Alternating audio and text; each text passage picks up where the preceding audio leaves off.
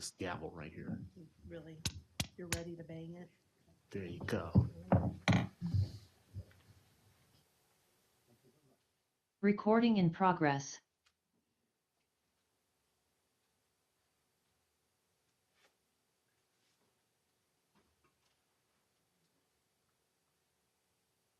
I'd like to call this meeting of the Greenbelt City Council to order. Madam Clerk, can you call the roll, please?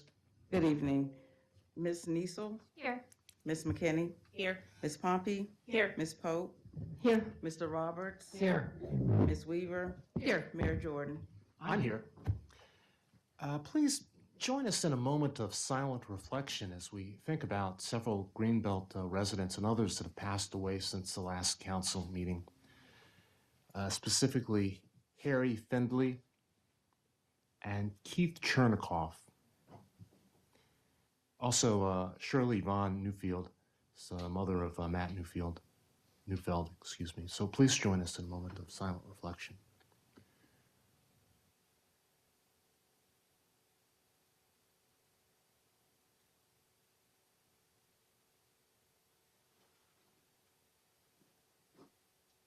Thank you, thank you. Mayor Pro Tem, would you like to lead us in the pledge? I pledge allegiance to the flag of the United States of America and to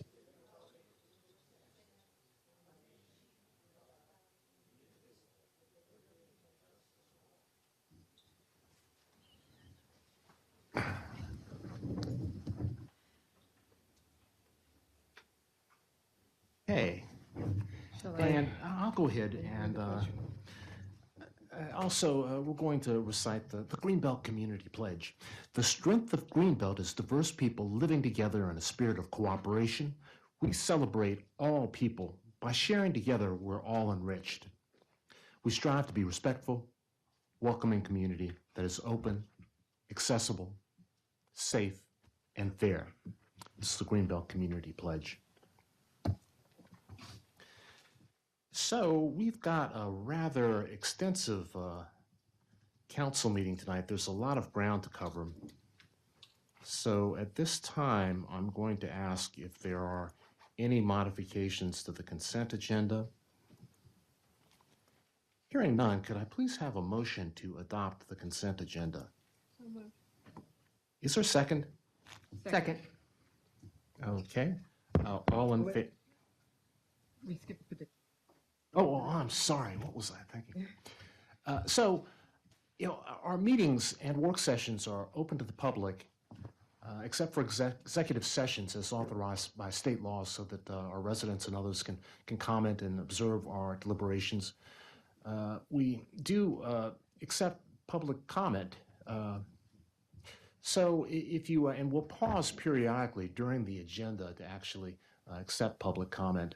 So in a general sense, if you're here in the room, if you raise your hand after being recognized, you can go to the podium and you need to state your name and where you live in Greenbelt or in the area.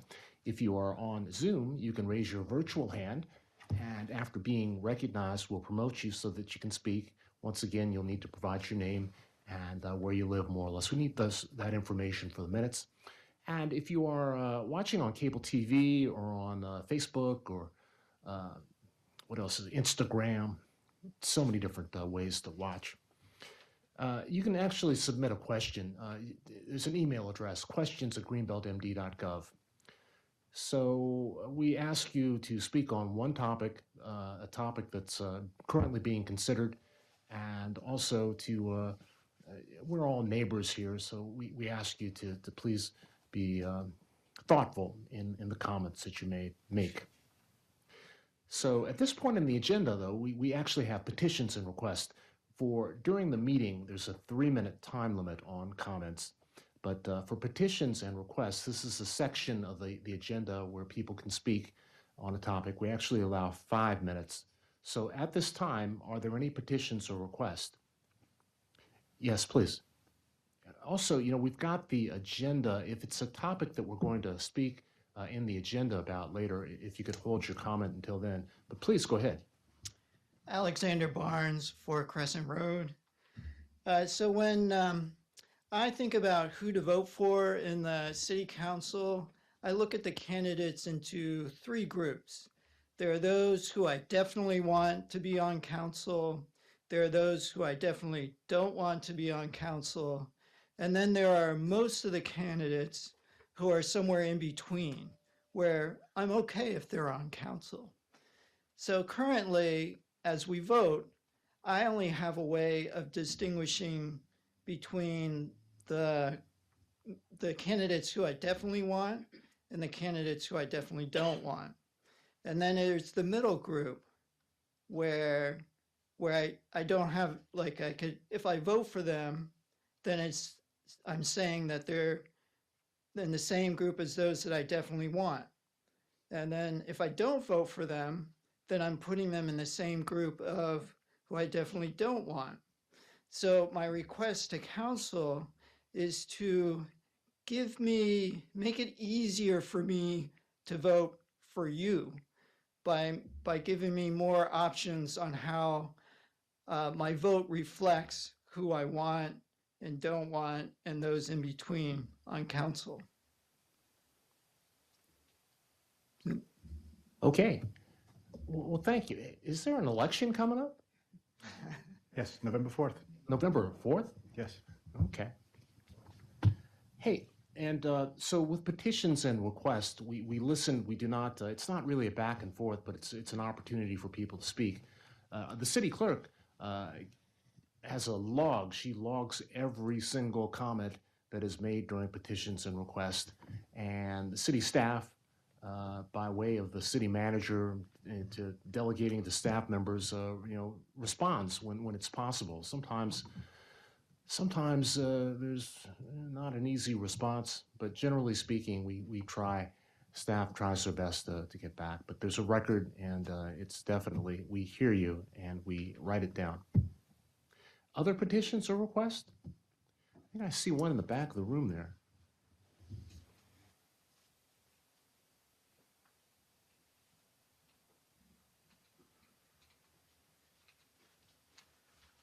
The Orleans resident.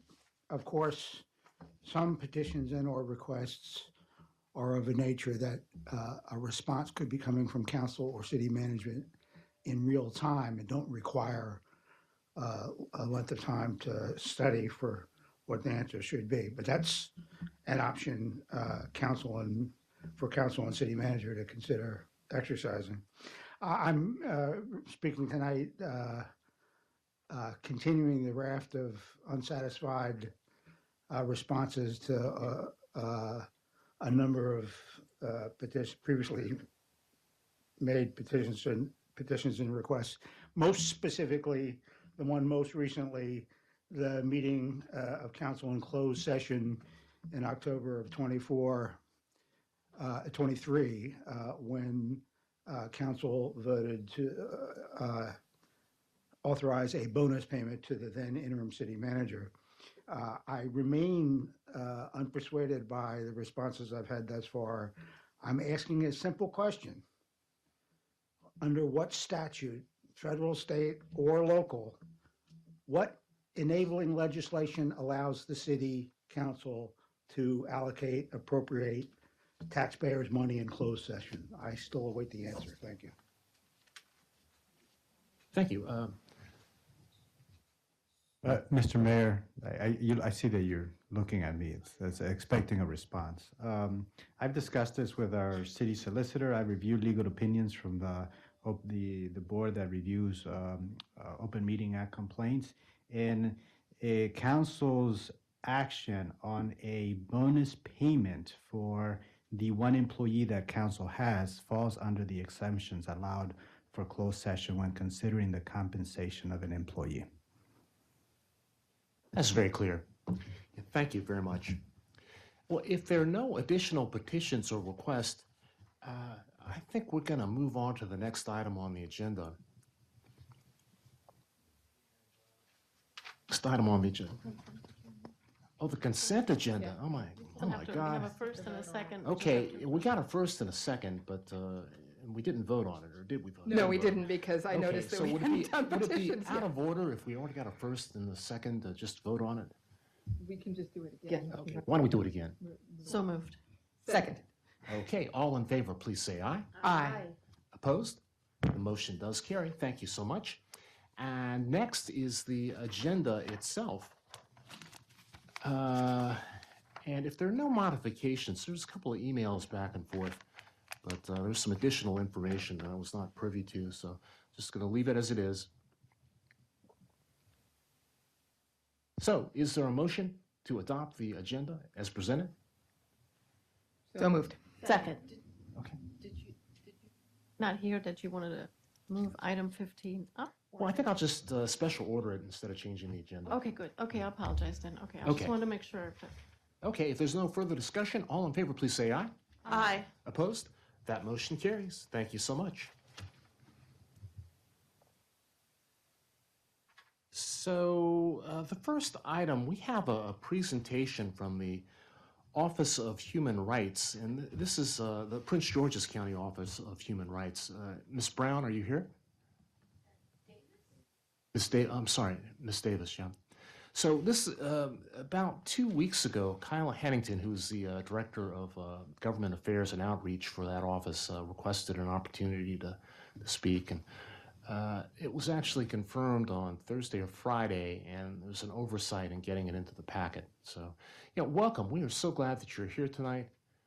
So you've got some information for us. Yes, my name is Tiana Davis. I'm the outreach specialist with the Office of Human Rights. I don't want to take up too much time. I'm just going to tell you who we are, what we do, and how we think you guys can help. So the Office of Human Rights is the county's civil and education enforcement and engagement agency.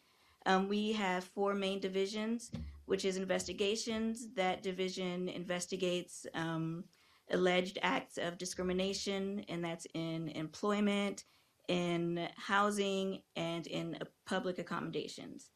Our next division is human trafficking. We investigate human trafficking around the region since it is so common due to our highway system.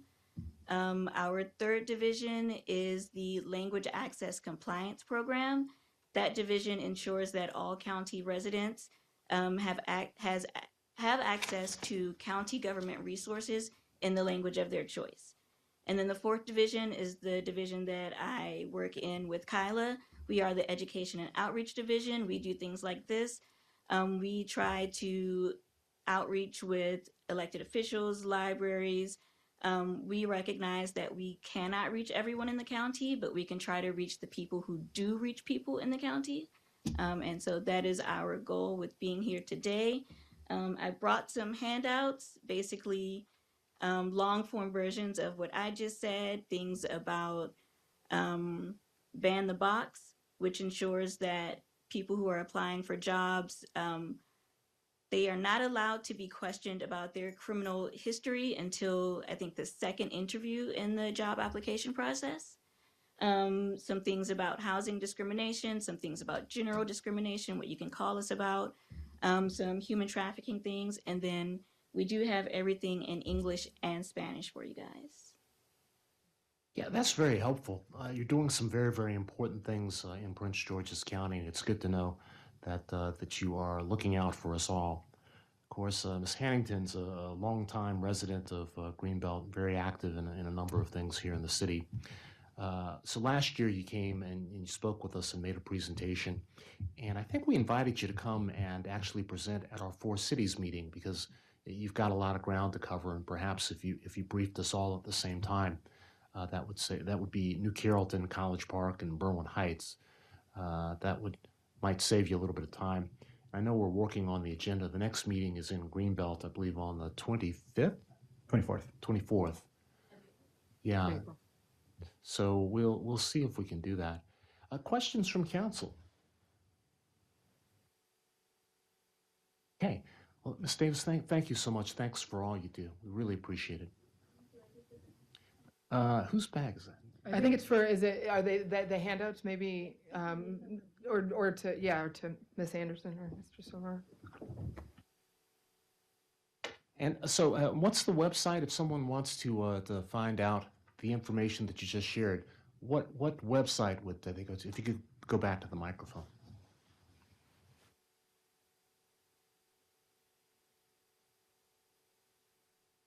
Very, very good. civilrights.mypgc.us. Okay, thank you. Thank you. Thank you. So it's a big night tonight here in Greenbelt. The next item on the agenda is the presentation of the proposed budget for fiscal year 2026. 2025? No, 26. 26, okay.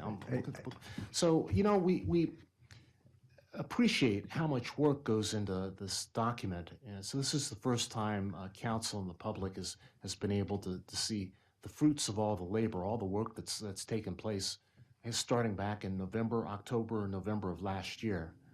So, Mr. Summerone, the floor is yours. Mr. Mayor, good evening. Good evening, Mr. Mayor. Good evening, council. Good evening, residents, citizens, stakeholders. I'm eager to jump into a presentation. Mr. Mayor was going to suggest if we could move the city audit presentation up. That's item number 15. Okay.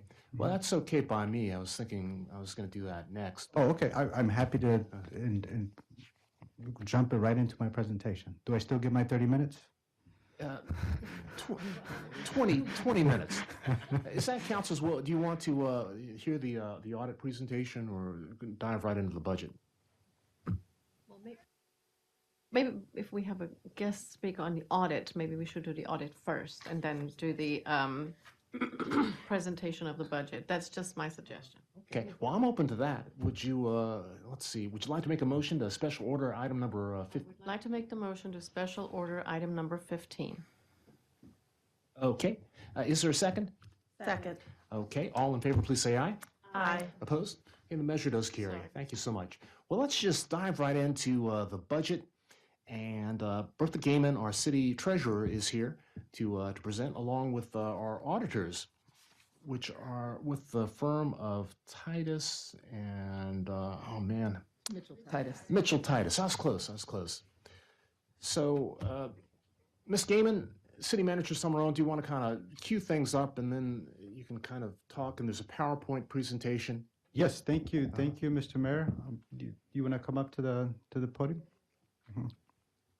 As you know, every year we complete our annual comprehensive financial report, which we completed late last year.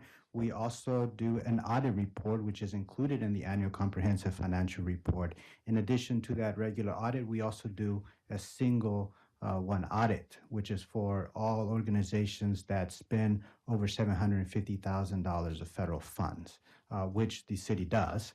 So we had our single one audit completed as well, and we are delighted to report a good, clean bill of health, and the auditor is here to present that, and we want the council to have this opportunity to hear directly from the auditors and ask questions of the auditors. The timing couldn't be better because we're presenting our 2026 budget, and we close out our 2024. We're currently working our 25 and are going into 2026. And one of the takeaways I take from having the conversations with the auditors, I get to learn. What are we doing well? Where are the areas of improvement? And what are things that we should be mindful of? And I apply that information that I receive, that I learn, into next year's budget process and budget management procedures so that we continue to improve. And with that, I hand it over to City Treasurer Bertha Gaiman.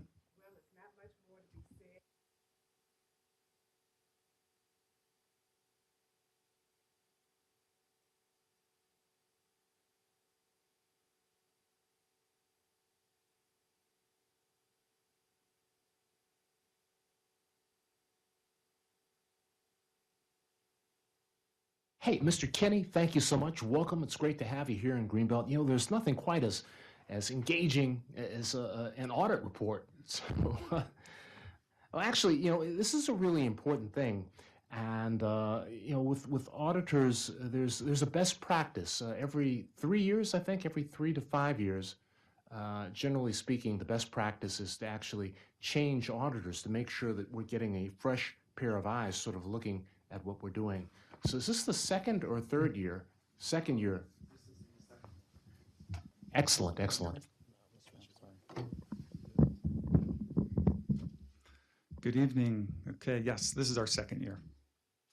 Well, good evening, good evening. So you've got a presentation So, and Mr. Samaron sort of glazed over the components of an audit. So, what does council and what does the public need to know about this audit statement? Okay, great question. So what we do is we opine on the financial statements and we determine as of the year end, so it's FY24 year end, and it's for the 12-month period and the as of June 30th, 2024 period. And we determine whether or not your financial statements, we give an opinion on whether or not they're fairly presented in accordance with generally accepted accounting principles, okay? And within your ACFR, in the independent auditor's report, it indicates that your financial statements are fairly presented in accordance with generally accepted accounting principles. And then it also talks about how our audit was conducted. And it's conducted with two standards. It's generally accepted auditing standards, and because you receive federal awards, it's also in accordance with government auditing standards. Okay. And then within your financial statements, it indicates, once again, the financial statements are fairly presented, and it's not just the city as a whole, but you have all these different opinion units. So you have a government-wide presentation, governmental fund presentation, all the different components. So we're actually giving an opinion on those particular items as well. And then in the independent auditor's report, it talks about our responsibility and what we have to do with respect to the audit. Well, Mr. Kinney, I know you have a presentation. Go ahead, give us the bad news. Okay. No bad news. So if you go through, we can talk about the audit highlights. We've already sort of discussed the audit highlights. One thing to mention, because the audit was done in accordance with the government auditing standards, we also issue a report on internal control over financial reporting. And within that area, there's two components. And it indicates that there were no material weaknesses identified in the internal control over financial reporting. And then also there's a paragraph regarding compliance with laws and regs, and there were no instances of noncompliance noted there as well. Is that right? So no significant findings or issues at all? So there's no bad news. It's all good. I'm just going to say it's no material weaknesses, no significant deficiencies. So anyway, so that's the audit highlights. Then if you go to the next page, this is where it talks about how we conduct our audit. And there's 5 different elements: the planning section, the strategy and risk assessment, how we customize our audit approach. And then of course it goes through, the audit starts on a certain date and ends at the end of November. So it takes a significant amount of time. There's constant communication during that process, with management. And then if you go to the next page, it just talks about our team members. And then on the summary of audit results, this is where it gets into all the different areas that we're looking at. So of course, we're looking at revenue recognition. We're going to look at cash and investments, accounts receivable, and those particular items. We're going to confirm things. There were no exceptions there. And then if you go to the next page, this is page 5, this is where it talks about your capital assets and depreciation expense. We're going to test your fixed asset additions. We're going to look at the disposals, recalculate the depreciation expense. Accounts payable, accrued expenses. There we're going to make sure as of June 30th, all the material liabilities were recorded in the proper period. And then under the deferred inflows and outflows, we're going to look at that as well. Under the long-term liabilities, any additions, we're going to look at any, the payments during the year, we're going to sample those. And remember, these are as of June 30th. And then, of course, your fund balance, we're going to go through the components there as well. And then the last few pages, this is the required communication.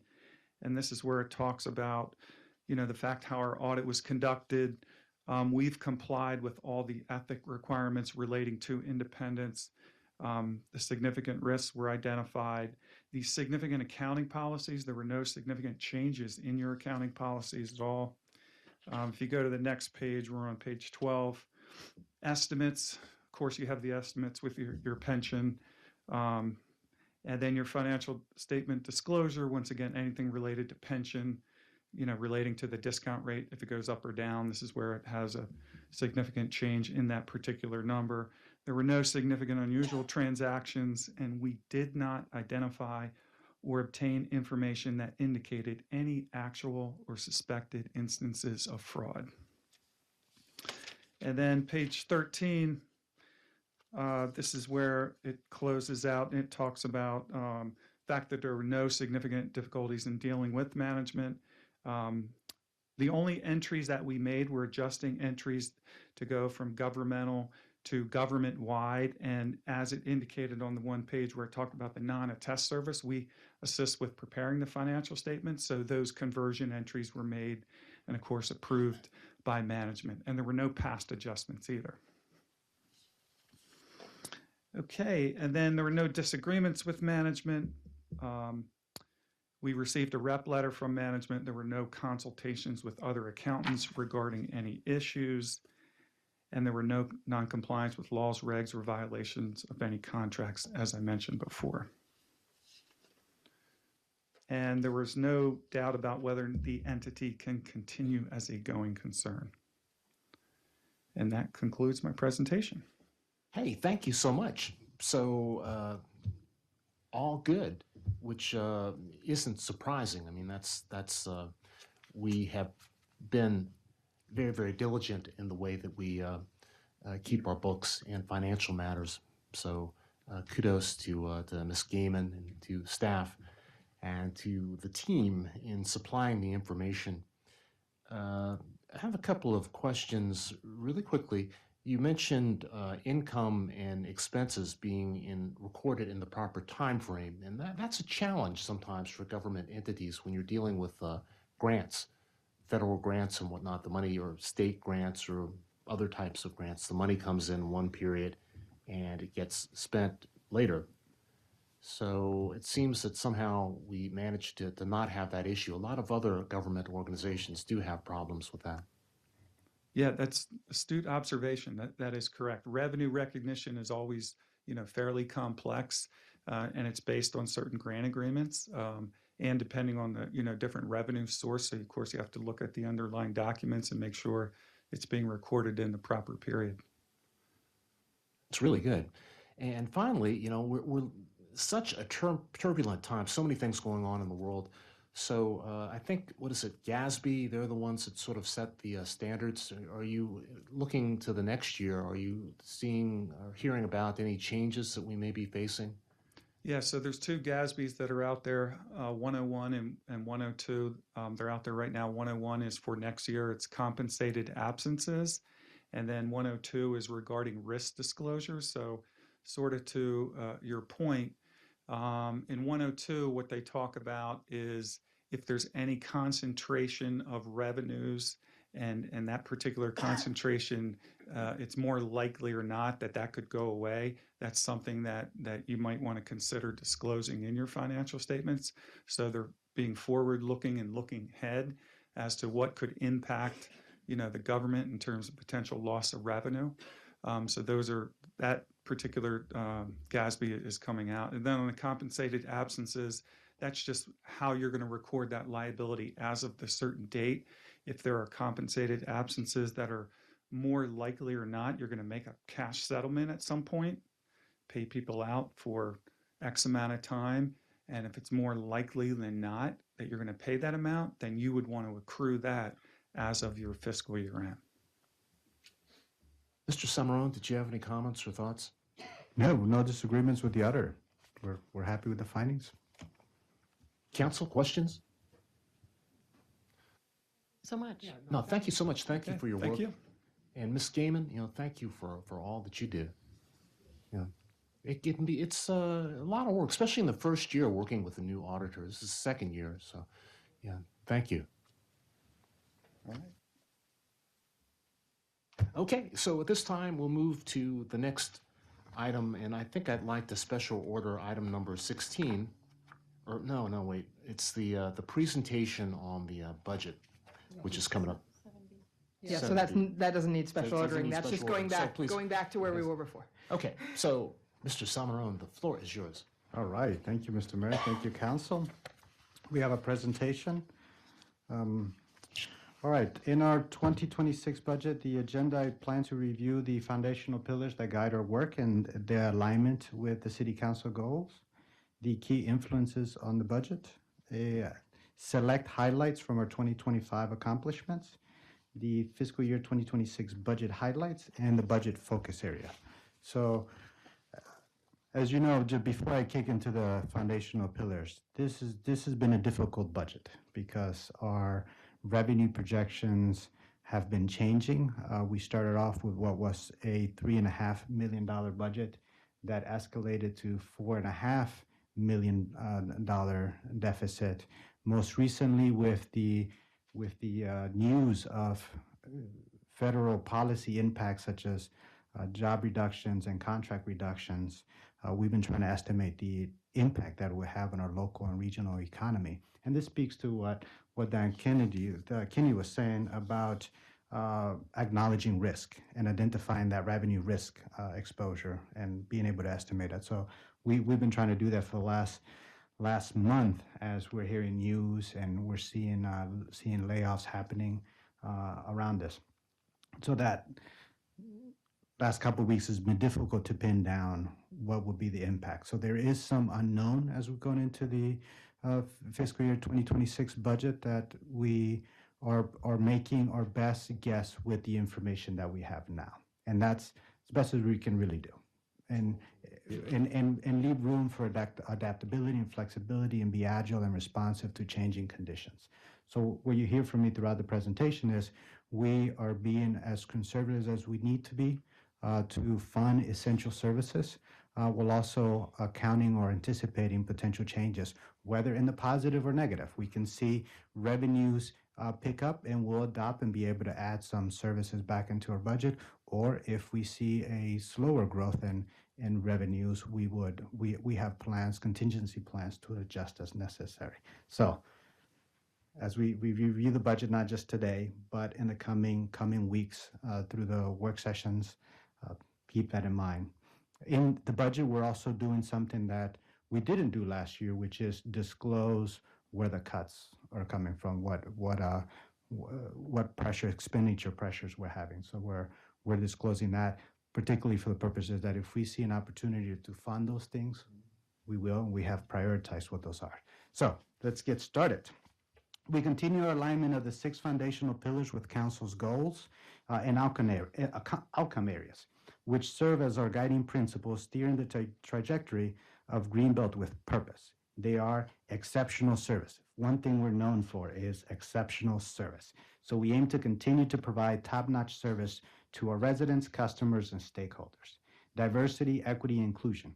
We aim to incorporate tools identified in our DEI study to ensure we maintain diversity, equity, inclusion for all who work, play, live. And I want to acknowledge one of the things that Jay Davis pointed out to me that we include in the book is retired. We also acknowledge that people also retire in our community. So we want to be inclusive of that. Collaboration and partnership. We aim to continue building positive relationships with our constituents on a local, state, and national level. Preparedness and resilience.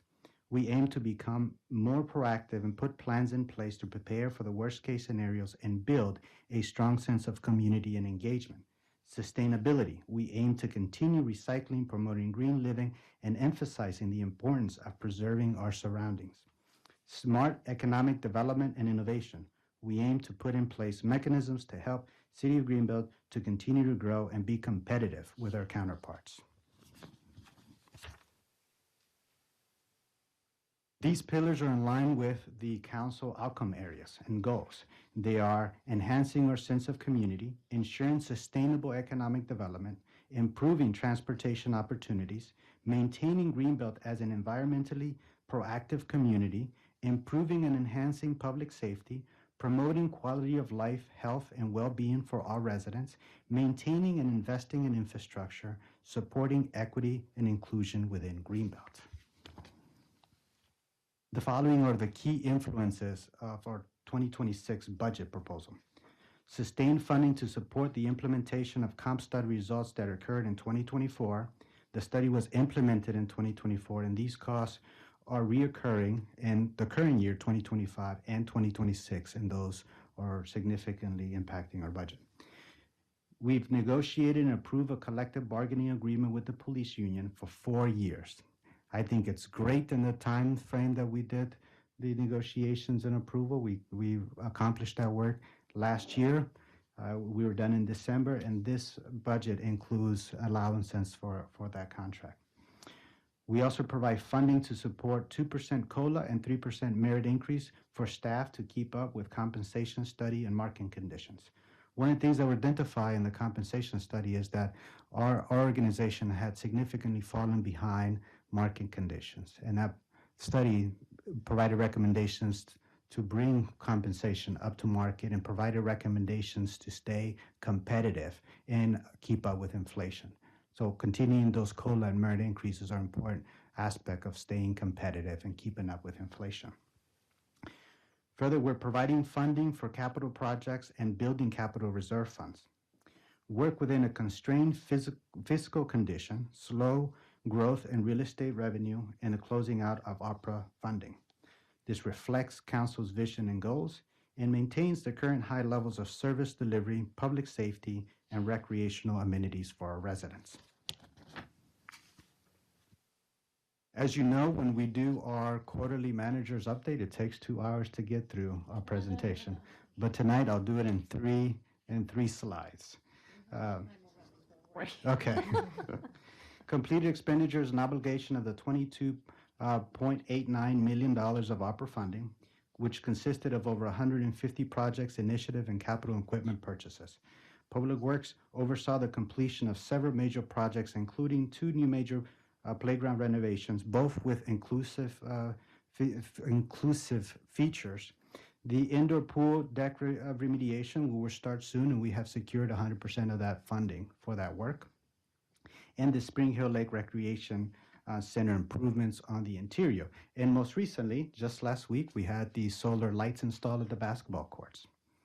The Buddy Attic Master Plan was completed pending council's approval, so we'll be bringing that plan for council approval soon. We have ordered the 2 new pavilions for the park, and we hope to get those for the 4th of July or soon thereafter. We also added a new position in the FY2025, which is to provide exceptional services, constituent services to our residents, enhance access to city, county, state programs, resident support. Key hires for 2025 included Director for Public Works, Economic Development Manager, and Community Center Coordinator, among other hires.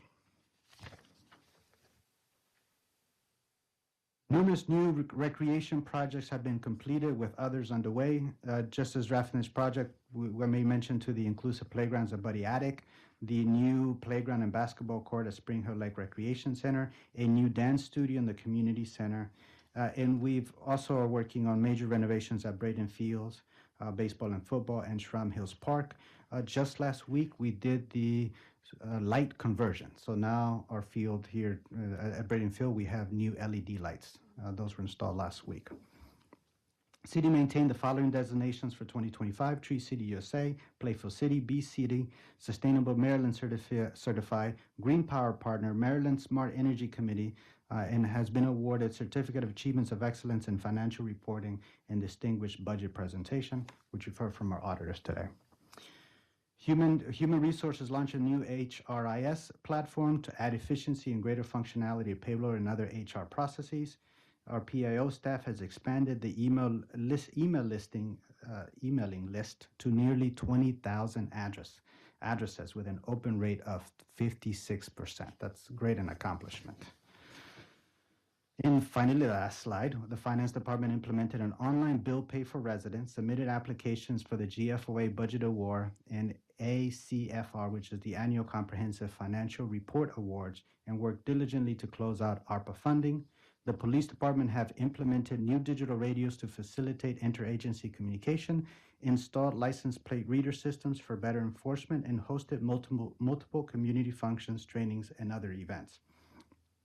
The license plate readers, we're currently testing the data transfer between the devices and to the Maryland State database system. So we're going through the testing process of the first round of installations on the LPR. The rest will come later in the calendar year. We also launched our Police Academy, the Citizens Academy. So that's currently underway, and we're planning for summer programming for our youth. The manager's office has two major studies underway: the Economic Development Strategic Plan to guide post-COVID continued recovery, and the feasibility and use study of the newly acquired Greenbelt Armory. All right, now let's get to the numbers. This is where the meat is. Budget at a glance. Our total budget, including capital fund, other funds, general fund, and miscellaneous funds, total $52.53 million. Of that, $40,215,900, which makes up 76.55%, is our general fund. $7,412,260, which makes up 14.11% of our budget, is capital projects fund. And $4,905,800, which makes up 9.34%, is other funds. Doing a deeper dive, one of the things that we discuss deeply is our operating budget. And our operating budget has a total revenues of $40,211,600, and our total expenses is $40,215,900, leaving us with a whopping $4,300 of net income. So we have some money to allocate.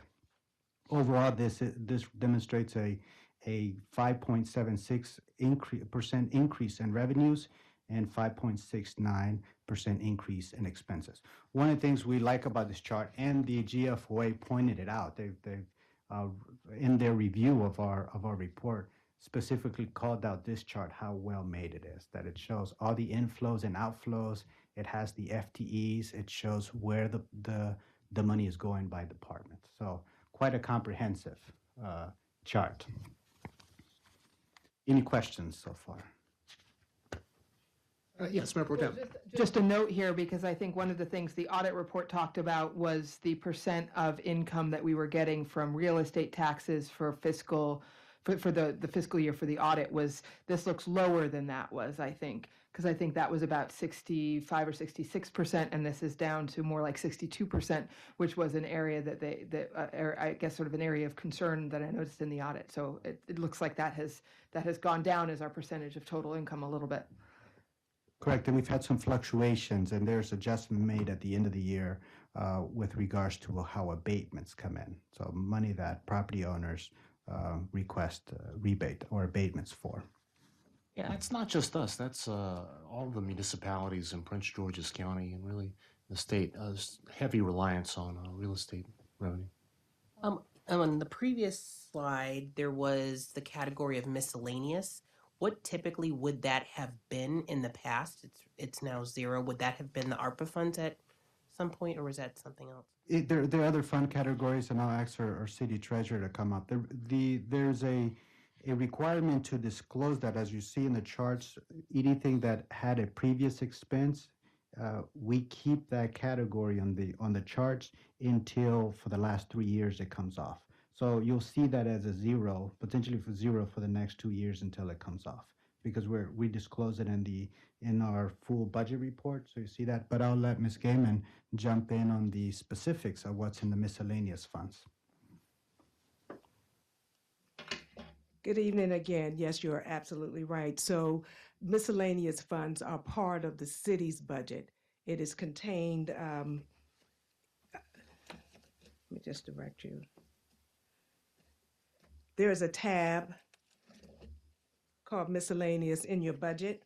Yeah, it's right there on page. Yeah, and it's starting at page 242, ending 247. So that's grants and contributions, Greenbelt Connection, which is the bus service that the city has, as well as what we call non-departmental workers' compensation and special programs like Friends, the theater, the renter's credit, those items. And because they are calculated within the city's budget, I guess we decided not to section it out, because to put it on here would add to the 52, and we don't want to double count. Yes. Is there a way to make a note of that? Sure. So we can That just may be confusing. Okay, Mm-hmm. happy to do so. No, not just you, I'm sure. Okay, happy to do that, yes. Yes, council member. Just clarifying, isn't our net actually, we're negative $4,300 if our revenues are less than? I'm sorry, our I think expenditures? I flipped those two numbers around, didn't I? Well, yes. Yes. The revenue is actually 40,221,600. Yeah, okay. Yeah, it's 221, and so the balance would be $5,700. Thank you. We will make I'll sure stay to here. update that chart. Yes, please do. We'll make sure we update that chart. Okay, moving on to staff were there any questions? Okay, moving on to staff compensation and changes. As you know, over 70% of our budget is compensation. So a lot of the cost drivers for a budget is staff compensation. So the major impacts and changes are the 2% COLA and 3% merit increases for all staff, the negotiated and approved collective bargaining agreement with police union for 4 years. And then we've made some staff modifications. Particularly, we moved crisis intervention supervisor back to back to the ARPA fund, and other previously ARPA funded CARES positions back to ARPA funds. As you recalled, we anticipated utilizing all of our ARPA funds, so for 2025, we brought many of those positions onto the operating budget. This year, due to the deficits, we found that due to the deficit and that council had approved the CARES expansion money for the next 2 years, we moved those ARPA positions back to the ARPA fund because updated regulations from the federal government allowed us to carry those ARPA positions for the next 2 years. We had brought them into the operating budget because we did not have those clear guidance on whether we could continue to pay them from ARPA. Since we were later informed that we could, we moved those positions back to ARPA. Other methods that we use to close the budget deficit is through staff vacancy reductions. So in total, our budget reflects a 13.2 FTE reduction in the 2026 budget. These reductions include both unfunded and vacant positions, as well as reclassification to external funding sources such as the ARPA and departmental grants. The following pages has a breakdown of all those positions. And this is several council members have requested that we itemize the changes to the budget. So we have many positions that were budgeted but were vacant in the fiscal year 2025. So we have 3 positions that were budgeted and authorized by council that we plan to keep as unfunded positions in 2026. They include the supervisory inspector for community development, the assistant director for public works, a maintenance worker 1 and 2 for public works. We also had 4 previously unfunded positions that we have removed in this budget. Those include the crisis intervention counselor. This is the 2nd position of the CIT team. A record supervisor, a parking enforcement officer, and an animal control officer. We maintain 2 records personnel at the police department, so this is a vacant record supervisor position, so it's not currently held by an individual, so it's vacant. Likewise, for the parking enforcement officer, we have 2 on our staffing schedule. 1 of them is filled, 1 of them is vacant. And our animal control officer, we have two current positions filled, 1 that's vacant, and then the animal control supervisor. So we still have a fully staffed, at least what we had funding for in 2025. The remaining positions are positions that we shifted to ARPA funding and grant funding. So those are all there's the crisis intervention supervisor and the CARES positions that are eligible for ARPA funding. Any questions on the positions? So what's the implication of shifting these positions back from the general fund to the ARPA funding? I know that we're continuing to get new guidance from the state or our contractor or consultant that's providing information, and from the federal government. But So what is the implication? So The implication is twofold. One, that in the 2026 fiscal year, those positions are not going to be covered through our operating fund, and we're utilizing the ARPA funding. However, many of these positions, particularly the crisis intervention supervisor role, these are positions that we identify critical to our service delivery model. So for 2027, we have to plan on bringing that position back onto our operating budget. that's what I thought. Yeah. Thank you. Thank you, Mr. Mayor. Okay, the additional budget reductions are, we've itemized a series of cuts that are important to the team, and when funding allows, we would like to restore many of these activities. I particularly point out the recreation department because most of these, if not all of them, touch our residents. So the administration of recreations, we are reducing public notices, so we'll rely more heavily on social media and emailing for the notice of events. Membership and training, we've reduced those training dollars. Uniforms, we would be buying less uniforms. Recreation center, we'll reduce the departmental equipment, this particularly our ping pong tables that the team wanted to acquire. Community center, we have training dollars that we have reduced. The uniforms have been reduced. The aquatic and fitness center, we currently have a vacancy in the aquatic coordinator position.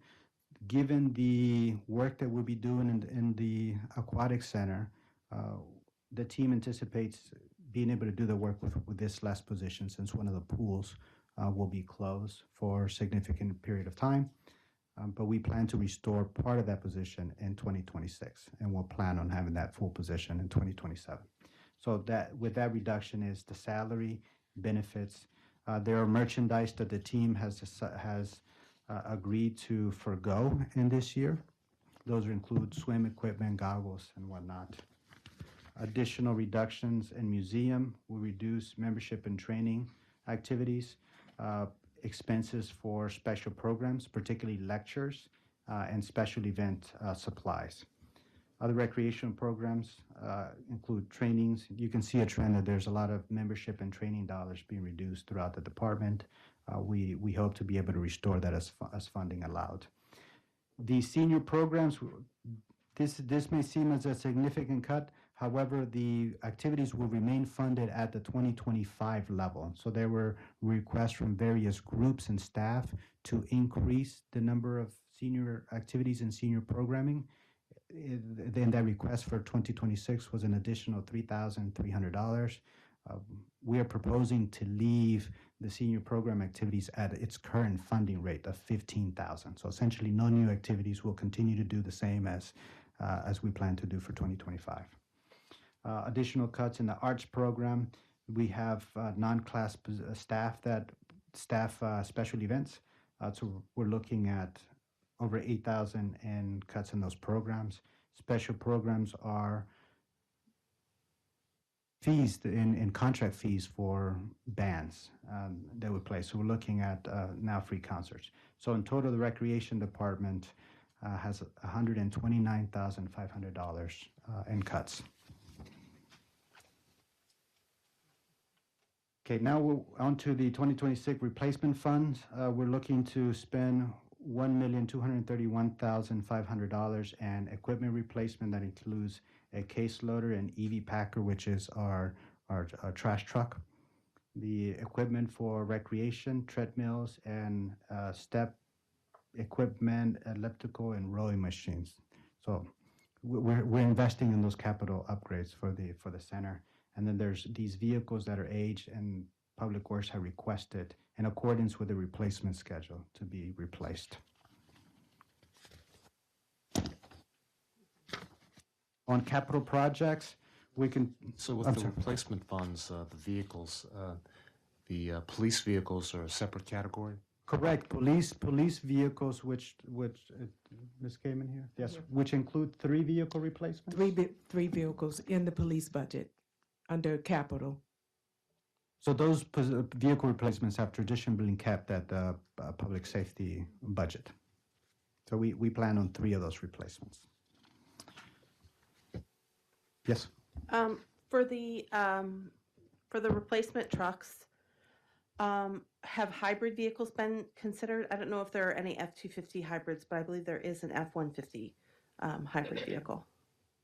We will consider this is a financial planning process. We'll get into the meat of the actual planning when we go out to market. Council's been very clear about electrifying our fleet. Thanks.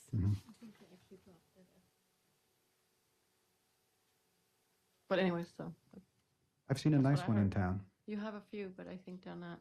They're not making any I more? don't think so. That's what I Okay. heard. So. Okay.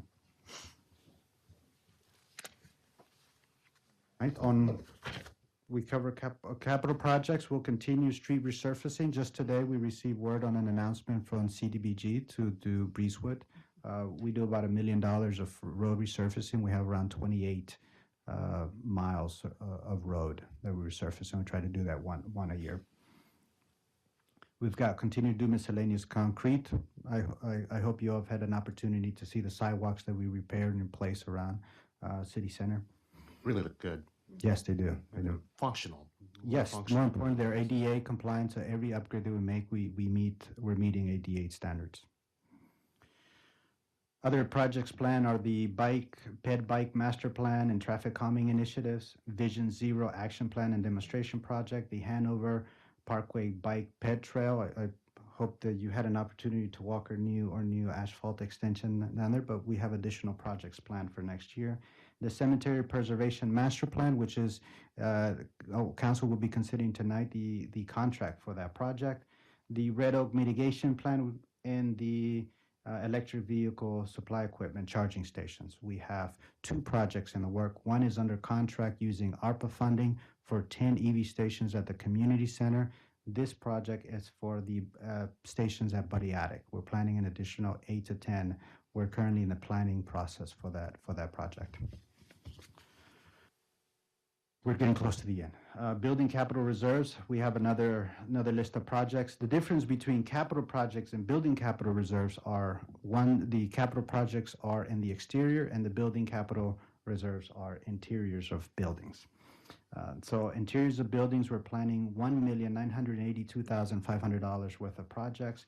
We're replacing air handlers in this building, the indoor pool deck. Half of the project will be completed in this current fiscal year. The other half is expected to be completed in the next fiscal year. The project was expected to go from April of this year into September of next year. So it overlaps two fiscal years. That's why you see that project this year and in next year's budget. We're hoping to be able to replace the community center elevators in the amount of $500,000. The community center chillers, which we've also received a grant for, $200,000, and the Greenbelt Theater in the amount of $350,000. Yes, I'm sorry. Tim just reminded me that all of ones within asterisks are grant funded, in part or funded from dedicated funds other than Greenbelt funds. Yes, Ms. Niesel. Be remiss if I didn't point out that you could please call it the Greenbelt Cinema. Thank you. Thank you. All right, now on to the 2026 ARPA-funded projects. As I previously mentioned, many of these projects on the previous page are grant-funded. Some of our projects have layers of funding sources.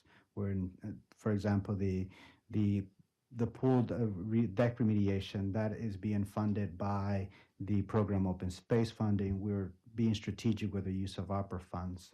And being able to make the ARPA funds do more. And so we're using it to leverage additional funding. The chiller replacement is one of those examples where part of that is ARPA money. The other funds are Maryland Energy Administration money that we just recently were awarded. So pedestrian bike master plan, Shrum Hills Park soccer fields, Braden Fields, IT equipment, EV charging stations at the community center, library parking lot, bus stop improvements. The studies and analyses that are being funded are the Economic Development Strategic Plan, Greenbelt Armory Feasibility and Use Study, and then resident support. We continue to support resident services. That includes CIT, CARES, the Food Insecurity Program. One of the things that Council was strong advocate for last year was using ARPA money for People First initiatives. So we allocated $200,000 for food programs to carry us through 2026. So those, we continue to fund those programs. That also includes the workforce development program, the Learn to Earn, which we have an upcoming celebration graduation on March 29th, and the city website and reparations commission's research. Quick question. So I've been at a conference recently, the National League of Cities conference, and a lot of discussion, some discussion about the American Rescue Plan funding. So it's my understanding that new guidance is coming out, and we're still meeting with the state consultant, I guess, on a monthly or weekly On basis. a monthly basis, on Right. Tuesdays, yes. All right. So is it possible we may have some additional flexibility with how the funding that we've committed, how that gets spent? Well, nothing has been shared with us thus far, the meetings that I have attended. So we'll have another one next week. I think it's really once a month now. So next month, and that's the main question that everybody asks. Is there anything new that we need to make adjustments to? Any new guidance? Thus far, none. And I also heard that they're sort of cracking down, or for municipalities that are not in compliance with reporting, they're asking, the federal government's asking for more information, but we are not in that camp. We are not in that category at all, at all. We have submitted every report on time. The last report, which was due December 31st, at that time we had to identify all projects, and the projects cannot be changed at this point. So we submitted that report on time, and we've had no questions from anyone, from federal government, from U.S. Treasury, from the state, no questions whatsoever. Very good. Thank you. Yes. And Mr. Mayor, I would add that one of the advice were to make sure to keep good records and keep good list of everything we're doing. We just embrace the idea that we're going to get audited. And so we're doing everything, not just by the book, but exceptionally as best as we can, above standards. So Yes. we are prepared to be audited. We Very good. certainly assume we will be. Thank you. All right, and finally, I want to thank the team. This is teamwork. This is really teamwork. So I want to start off by thanking city staff for all the great work that they do day in, day out, the department directors. This budget process has been really a team project with I've asked the directors to make the difficult decisions, offer up what they can do without. And those were very challenging and difficult decisions.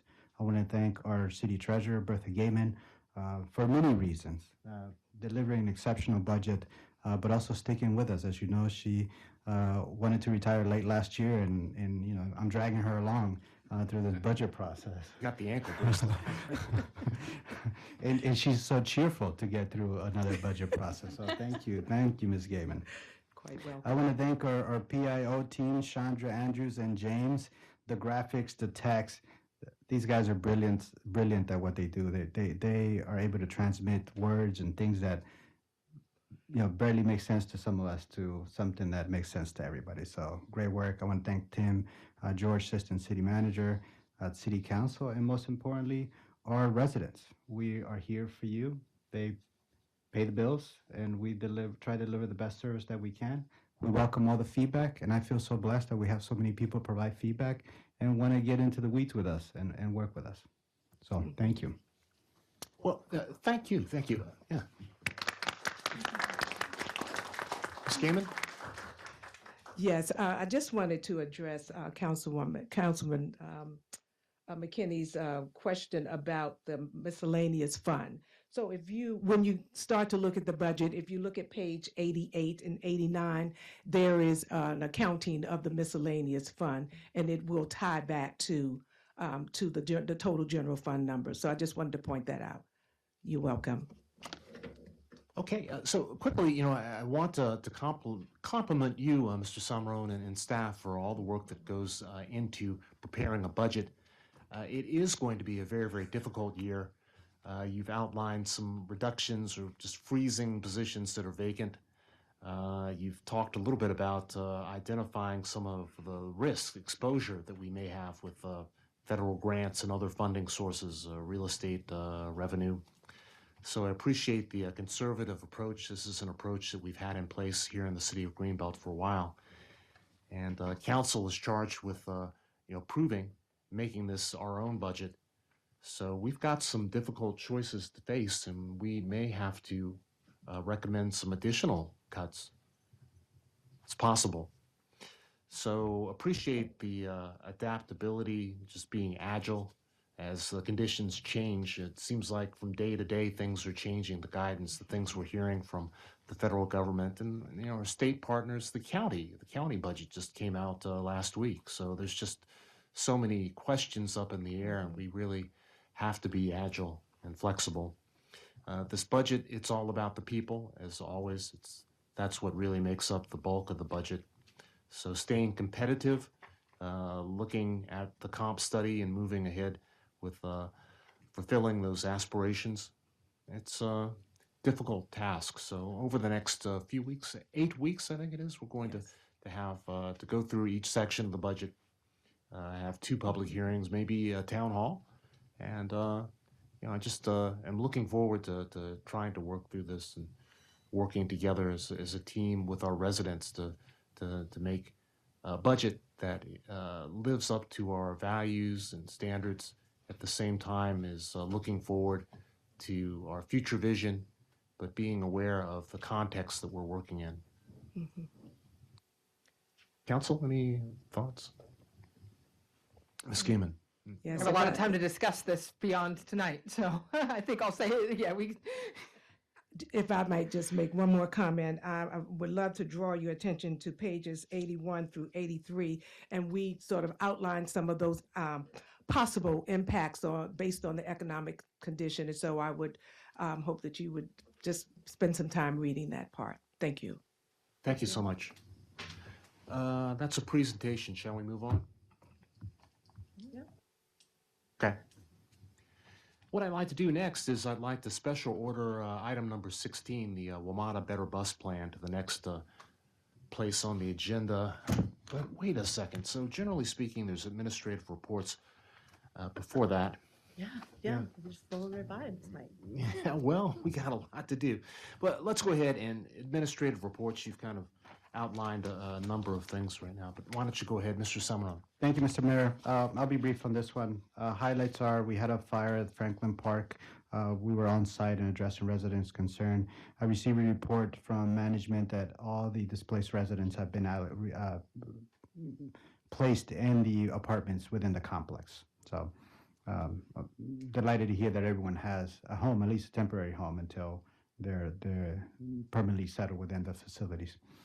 We're coordinating a Touch a Truck event, so stay tuned. We'll send out the invites. We've got a lot of great activities at Public Works and the Police Department and Planning. Solar light installations took place.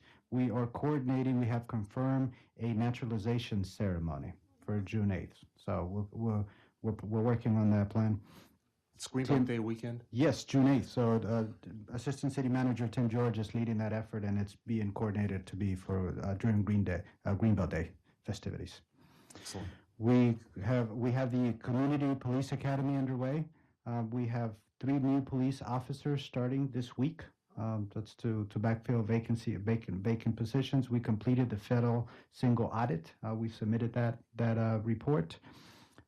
We've continued inspections at properties, including, and we're continuing doing our traffic calming studies. Work on Cherrywood Lane, where the resurfacing was completed. We're entering the phase of road work painting, and that's we'll release that schedule as it's available. I'll take any questions you may have on the weekly report. One quick question about the fire and the families. So is there a point of contact? I know a lot of our residents are interested in being helpful. I understand the space is doing some things there. But do we have a fund, or if someone wants to give financial support or items to you, what guidance can we give them? Okay. I don't have particular guidance where to donate to. I know our CARES teams assisting residents, affected residents, to the various other service providers that provide furniture, clothing, and all those assistance. For the food subsidy, for the the food distribution program, the CARES team specifically set aside food for the affected families. That's separate than the regular distribution, so we've done some work. But I'll get back to the details of council on where donations are being accepted. I've seen some on Facebook, but I have not had an opportunity to verify them. I've seen two on Facebook, but those are the residents themselves or friends of those residents that are promoting those. Mhm. Councilmember, please. Yeah, I just wanted to ask, you brought up traffic calming studies, and I just wanted to follow up. There were some residents here that presented a petition a few weeks ago. I think it was at our last regular council meeting about some traffic calming that they would like to see. I think it was the intersection of Garden Way and Crescent, and I just was wondering if there had been a plan made about next steps for that. We have not made a plan, but I'll follow up with our planning director, Terry Ruby, who's in the room tonight, so she's heard that. We'll follow up. I didn't see her there. She's hiding. She's getting ready for a later agenda item. Okay, thank you so much. Other questions? Okay, well, let's move on now to item number 16. I'd like to special order item number 16 to the next agenda item. I'd like to make that motion. Is there a second? Second. Okay, all in favor, please say aye. Aye. Opposed? Okay, the measure carries.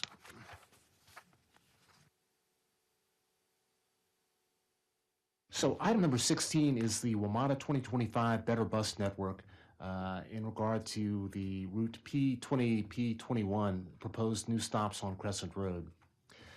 On November 21st, 2024, the WMATA board adopted the 2025 Better Bus Network plan and adopted several changes that for Greenbelt that are the same as those proposed back in the summer of 2024. And those included new routing for the P20 and P21 bus, which is actually new names for the bus routes. They serve University Square near the community center and the library, these changes. So WMATA has submitted a request to the city to install 2 new bus stops on Crescent Road in the vicinity of the Greenbelt Library and Community Center.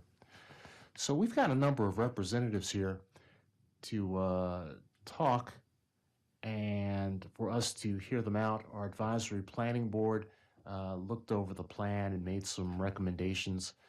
Planner Jamie Fear is here. Jamie, how are you tonight? Not too bad, not too bad. Do you want to frame things up a little bit more? And I know we have a representative from WMATA here to talk with us as well.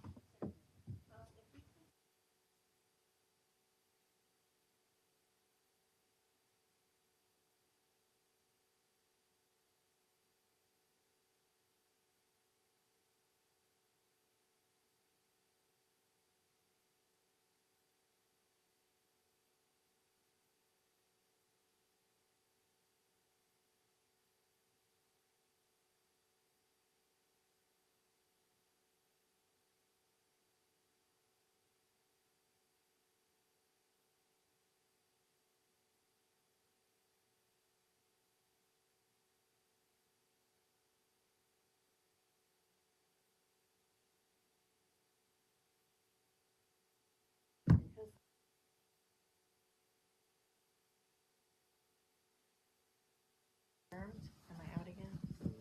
Thank you. Thank you.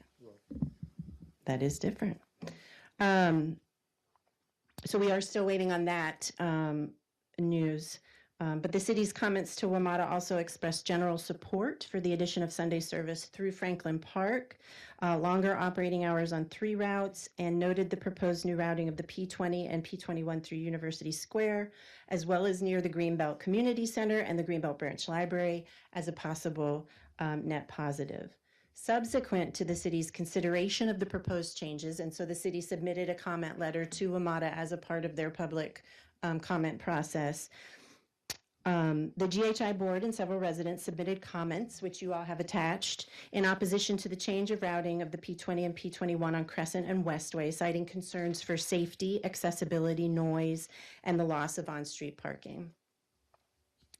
The network redesign plan, and I want to say that those comments were documented by WMATA in a larger document, and they were considered by the WMATA board.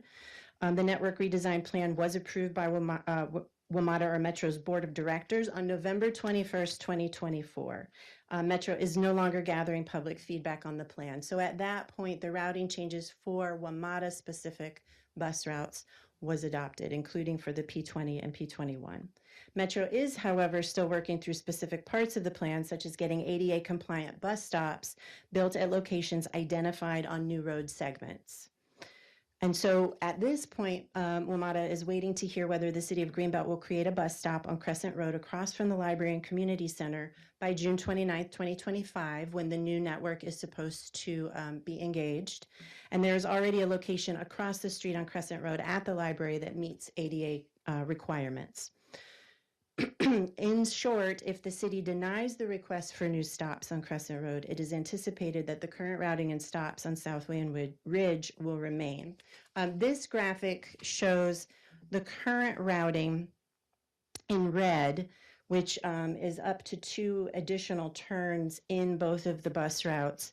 And in blue, what that new routing would be, not for the entire P20 and 21 routes, but just here kind of in Greenbelt Center City, what that would look like.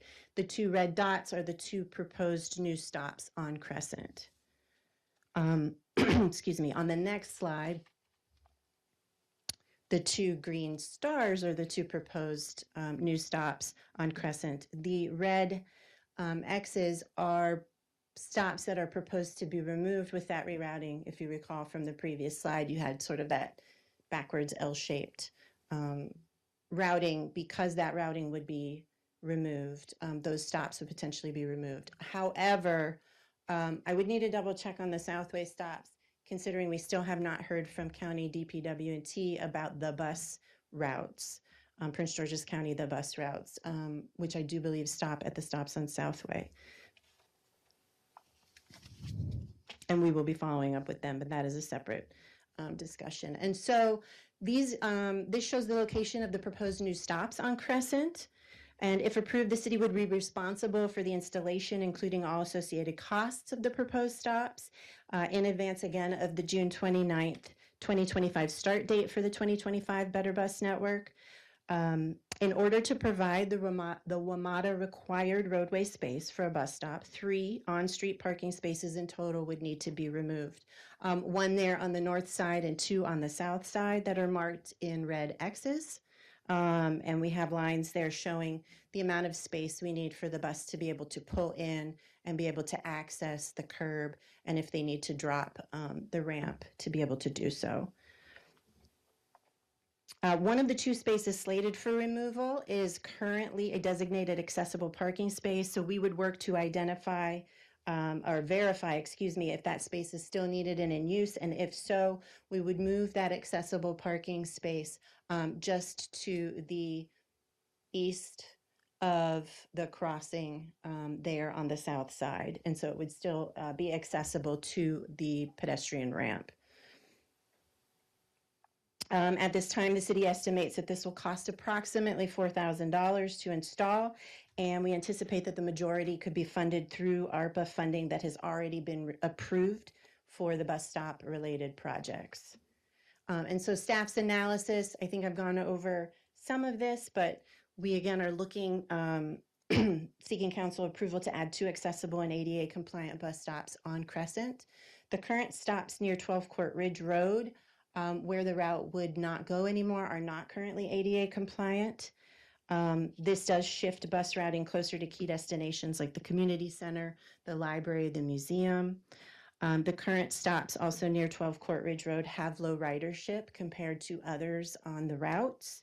The proposed stops on Crescent Road and existing stops on Westway near Ridge are in proximity to the pair of stops on Ridge Road that would be removed. This improves transit access for residents on Crescent and in Lakeside, and improves operational safety by reducing the number of turns that bus operators need to make on their routes from 3 to 1. On the next slide is a highlight of the community concerns that we've heard. And again, you have 2 separate attachments, as well as I know you've gotten many in your inbox, but 2 separate attachments that are compilations of the feedback that was received both back last summer and the feedback received, I guess, currently during this round since we've been taking it through the APB process. But the high level is concerns about accessibility, safety, noise, and loss of on-street parking on Crescent Road. And those are my highlights. Mr. William Jones is here from MATA and can answer additional questions that I may not be able to. Well, thank you so much. Thank you, Ms. Thank Fear. you. Covered a lot of ground. But I would like to invite Mr. Jones to the podium just to talk a little bit more about the timeline, the implementation timeline, and some of the thinking that's gone into this process to come up with the new routes. And the new route numbers, the G14 and 16 are now going to be the P20 and the P21. Welcome. It's nice to see you. I think I saw you standing out front. You were ringing the doorbell, but you made it inside. So, and you probably took the bus here. So, good evening, everyone. William Jones in the Office of Planning with Metro, and during the process of this study, the service design team lead for Better Bus Network redesign. As an Alexandria West End resident, it would probably take me about 3 hours to get home. So unfortunately, I couldn't do transit like I would have wanted to today. Just to recap, and first of all, thank you all for the opportunity to share. Recapping from the previous times I came back in the summer of 2023, shared with this body the process that we were working through in order to do this bus network redesign. We were seeking to provide the best service possible with the resources the agency has, receiving the funding from the state, in the case of Maryland. We also sought to do things in a streamlined process. Prince George's County's Department of Public Works and Transportation was a collaborative and integral partner in this study. And so we were doing a redesign of the network for all the routes within Prince George's County, whether they were for Prince George's County Transit, as we all know as the bus, or for Metrobus. So we were looking at that in a comprehensive manner. Within the city of Greenbelt, we were looking at how we can best provide the maximum amount of service in a streamlined fashion, particularly within the core of Greenbelt. And so at that time, we were looking to make it efficient and safe, and also to be able to do that in a streamlined fashion. As we went through the study process into the spring of 2024, and we went out to get feedback at that time from the public on what we were seeing as the proposed network for year one. To take a step back, when we were doing this in the fall of 2022, in the spring of 2023, we were looking at a initial rollout of a network and then a future phase of a network. Obviously, as many of you, Mr. Arlene's, I'm sure, is aware, as many of you may have heard, we have an initiative called DMV Moves that's being led by COG and Metro. And so with that initiative into play, it changes the dynamic of what we were doing between 2023 and 2024. In 2024, we focused on a network that we could implement this year with the resources that are available to Metro, as well as the resources that are available to Prince George's County.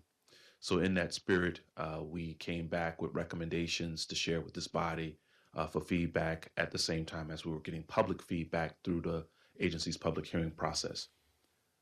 When I came last time, I also wanted to share with everyone the process by looking at the route renumbering and renaming structure. And the goal of that effort was simply to make it a bit more user-friendly for everyone to use the service. Granted, many of us who use Metrobus have been using it for longer than a few years, so meaning before the pandemic. So many of us are used to and have grown accustomed to the route numbering and naming schemes throughout the region.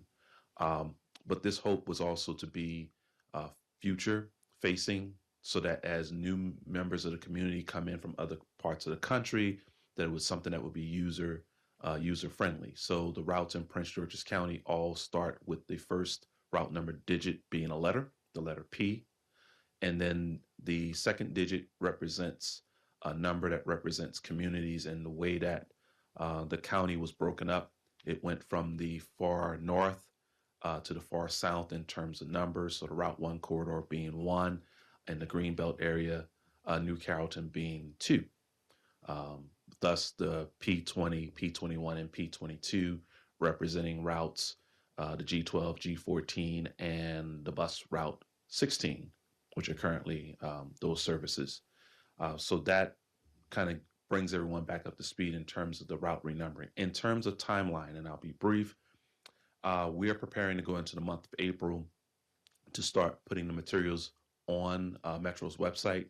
So there'll be a space on the main page where you'll see Better Bus coming June 29, 2025, which is the last Sunday in June. I'll also make a note the last Monday in June, June 30th, that is when Prince George's County's routes are anticipated to start. Currently, they do not provide Sunday service, so the first day of service change for the county would be Monday, June 30th. We've been working hand in hand with them to coordinate this upcoming service change. Things that you will also see is that there'll be updates to maps and materials online. There'll also be additional information on the routes in terms of their span and frequencies as they've been updated as we've been going through the scheduling process and fine tuning. We are currently doing that for Metrobus, and I believe that they will be done for Prince George's County routes as well. We're just not sure. We're still working out the details on how we're going to roll that out in terms of information online. And then the last thing that you all will probably begin to see at some point, information at the bus stops. One of the things that we wanted to do in this with this effort was to create bus stop signage that would give clear identification, the route number, but also its destination. And so we'll be doing that throughout the county for Metro bus services and services to be provided by Prince George's County as well at those locations. So I will stop there. Thank you very much for that overview. A lot of information to take in, and just it's kind of taking me back to the original presentations back in 2022-23 with the DMV Moves initiative, and just the promise of better connectivity, to the district, more direct routes, better service, late night, Sunday service, and early morning. These were all important goals. So hopefully in the process of the best use of the funding and streamlining the process, those early goals have not been lost. One thing that I'm really having a hard time with is, understanding while WMATA is working hand in hand with the county, council and the public don't really have the information on exactly what's going to happen with the county routes. You said something about June the 30th, they'll be announcing the new routes, so they'd be routes in addition to the P20 and P21.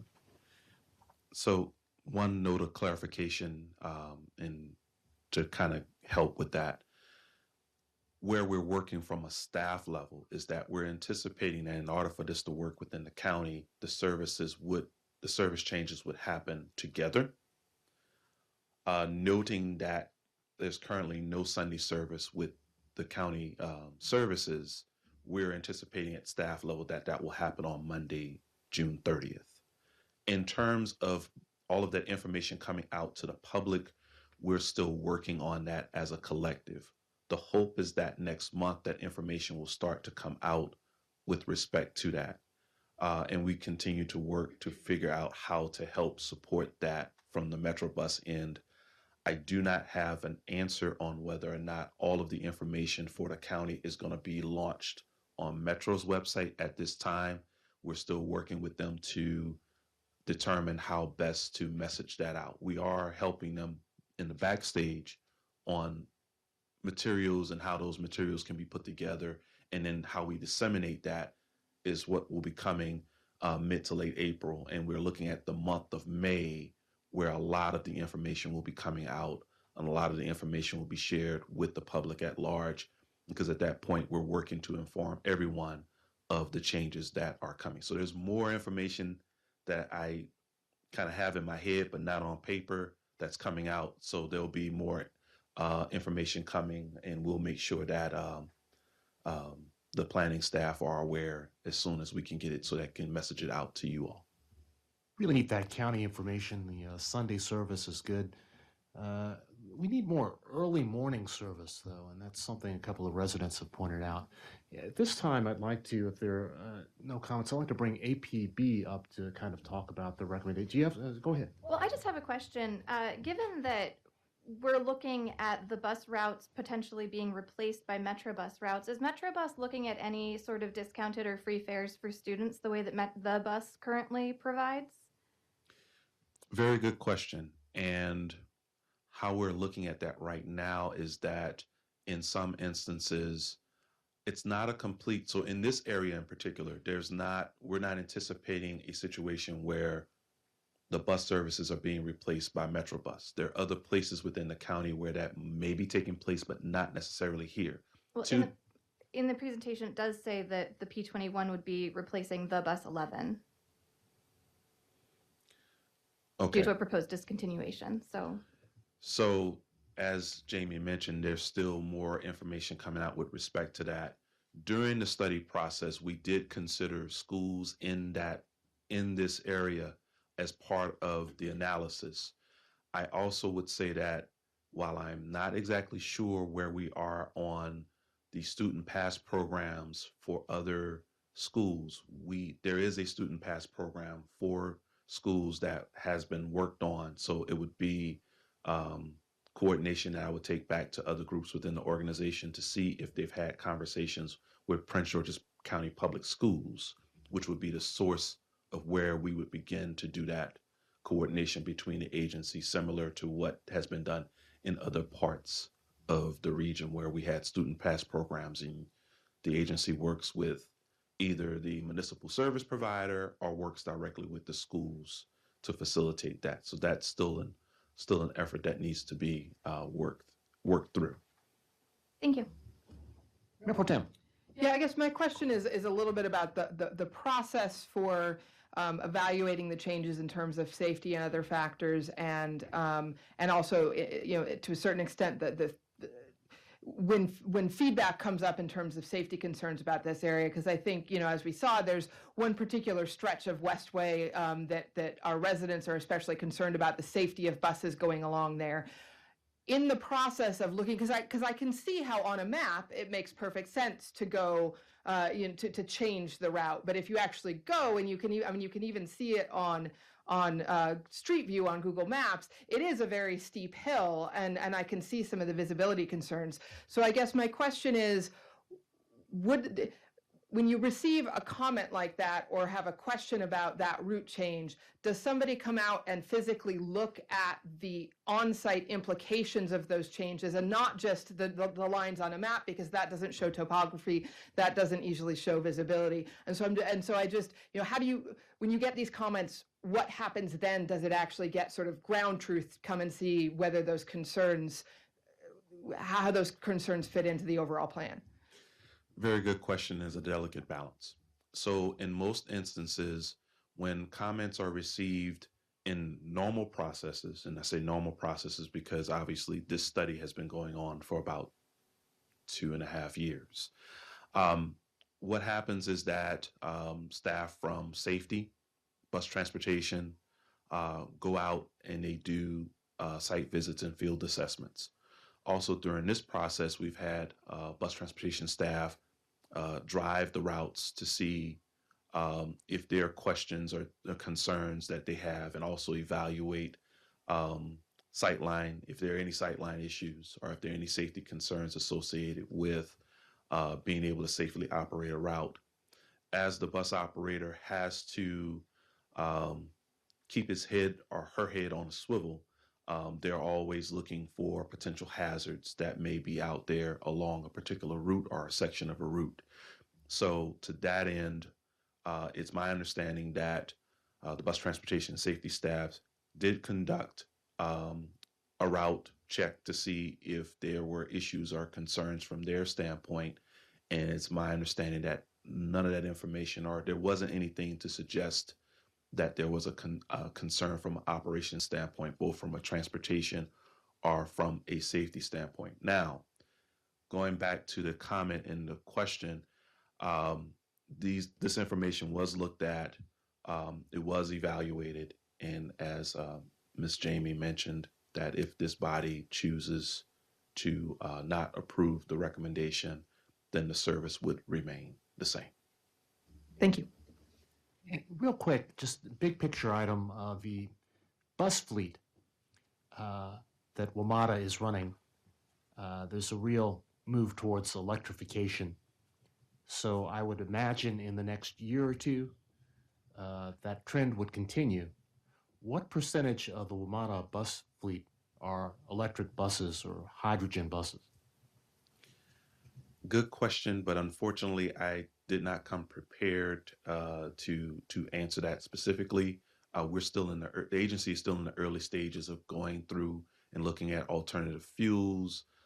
There has been testing of electric vehicles, but I don't know off the top of my head the exact number that is currently here. And from a regional perspective, there's a broader conversation around hydrogen fuel cell, but it hasn't not materialized as of yet. So we're still working on how best to look at the technology from a electric perspective. So you've said that you're not really prepared, but is that short-term goal, like in the next year or two, wasn't there a commitment to try and move the fleet significantly towards electric buses? I'm just trying, when, if you're talking about the noise or the pollution that's associated with the bus, maybe that's not quite as much of a factor with electric buses. I understand and acknowledge the comment and the feedback that you're providing, and this certainly would be taken back to others within the agency. As a professional, we look at various things in the industry, and the best thing I can say without speaking out of turn is the market right now in terms of manufacturers. There are not that many in terms of building electric buses. It's still a technology that's being worked through. Smaller agencies are able to do it better than others. There is one manufacturer that has filed bankruptcy, and so those buses are not being used in many parts of the country. So to that end, those factors are into play, and so the agency continues to evaluate how best to look at the alternate fuel technology that's available and work with it as it continues to evolve. It's coming along, but maybe not as quick to be able to do certain things in terms of increasing the number of buses manufactured. Mr. Roberts? You still have your fleet of natural gas buses out there, I assume? 'Cause I Yes. see quite a number of those. Yes. Yeah, thank you. Heard there's some good deals to be had on DC circulator buses too. I understand they're up for sale. Did you hear that? So yeah, was it $5,000? Yeah. Hey, at this time, I'd like to invite, thank you so much, Mr. Johnson. I'd like to invite the Advisory Planning Board to kind of present their take on the proposal. And, you've got our sympathies on the loss of Keith Chernikoff. He was Thank you, a yeah. former chair and served on that committee for years and years. Just an incredible man. Thoughtful comments. His experience as a contractor consultant was really helpful in the way that APB has operated for such a long time. So Yeah, no, Keith has been was a force on APB for a long time, more than 20 years tenure, I think, serving as vice chair, chair, and most recently chair emeritus, as I like to call him. Yeah, I'm Ben Friedman, chair of Advisory Planning Board. We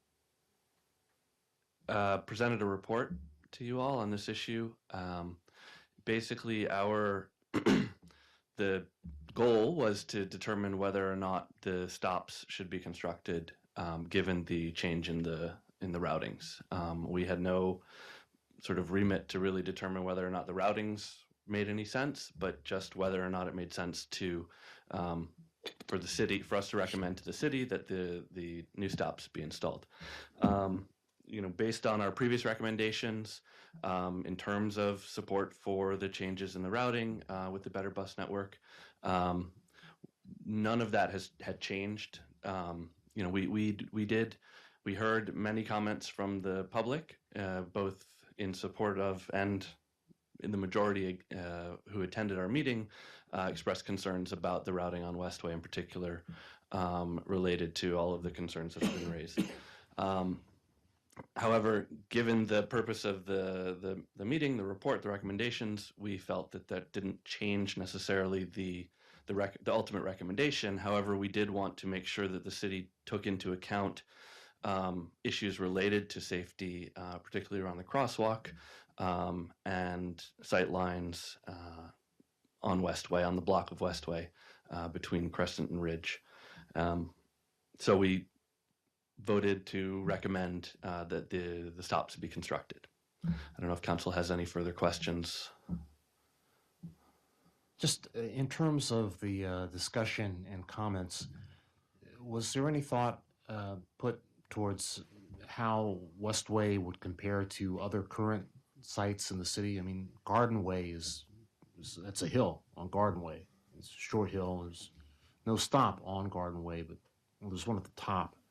And Green Hills, that's a hill as well. So I'm not sure I understand the question. well, just in terms of the safety concerns and the sight lines.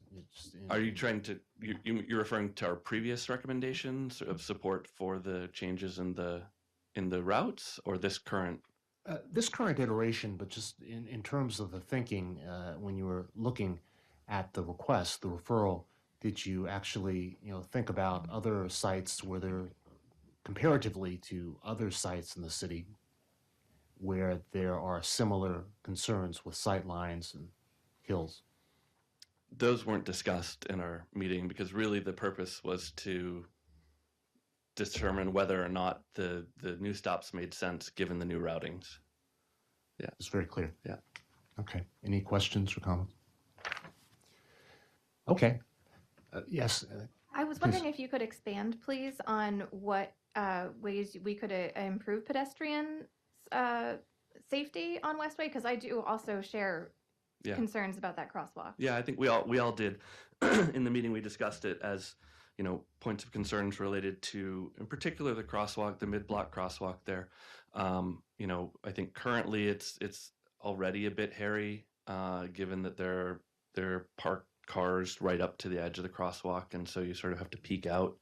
So I think it's never popular, but removing parking spaces around the crosswalk would help with sight lines. Bumping it out, as we've seen on Ridge, the new speed humps or tables, I think at least on Ridge, they seem to be quite a positive improvement. Something like that, like a speed table, such as like we have in front of the elementary school, might be warranted. That would create, more of a physical forced slowing down of vehicles. Again, though, because it's on a slope, that might also cause questions. I don't know if it's icy, like what, I'm not a traffic engineer, so I can't comment professionally on this, but I think these are all considerations that we wanted to suggest through our report, that it was important for the city to really look closely at how to make that a safe zone for pedestrians, given the changes that we expect. Yeah, you're welcome. Thank you. Any other? Yes, please, Councilmember. So were there other areas on Westway that were considered to put the additional bus stops if we had to change them? So the stops on Westway, it's really just the rerouting was going. So the stop on Westway and I'm going to get my cardinal directions messed up, but the stop on the corner of Mishkantora, nothing's changing. Although that was raised as an issue of making sure, I think that's also mentioned in the report, making sure that stop has, I think, better pedestrian facilities. Right now, I think it's asphalt that slopes, that is not particularly, might be difficult to navigate for somebody with mobility issues. So if there's a way for the city to improve that area, I think that was one thing we foresaw as in response to Councilmember Niesel's question, is an area where there could be improvement. But the stops being moved from Ridge to Crescent, in our mind. I mean, having the stops there, it's really they're right in between the subsequent stops at Westway and Ridge, and then at I think the previous stop is at the corners of Gardenway and Crescent. Yeah. Okay, thank you. Okay. Yep, you're welcome. It's very helpful. Thank you. So at this time, I'd like to open up the floor more or less to public comment. And I know we've got a number of representatives from GHI and from Westway. They're here with us. So, Mr. Rote, would you like to speak?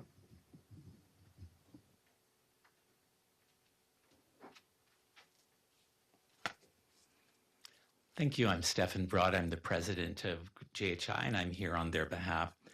The board is very opposed to this plan to construct these new bus stops and the associated route changes.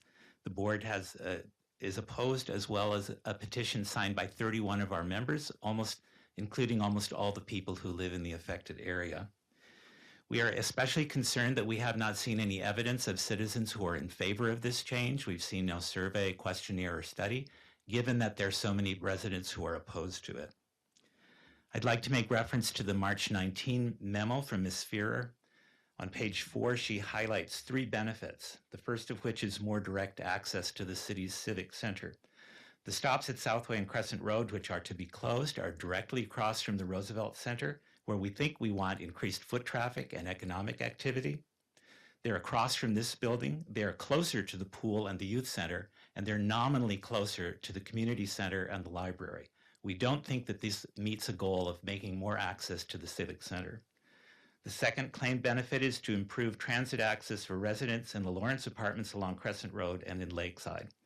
The stops to be closed at Southway and Crescent are close to many more apartments. Why would you move them farther away from every apartment building except one in the center city if your goal is bus service for apartments?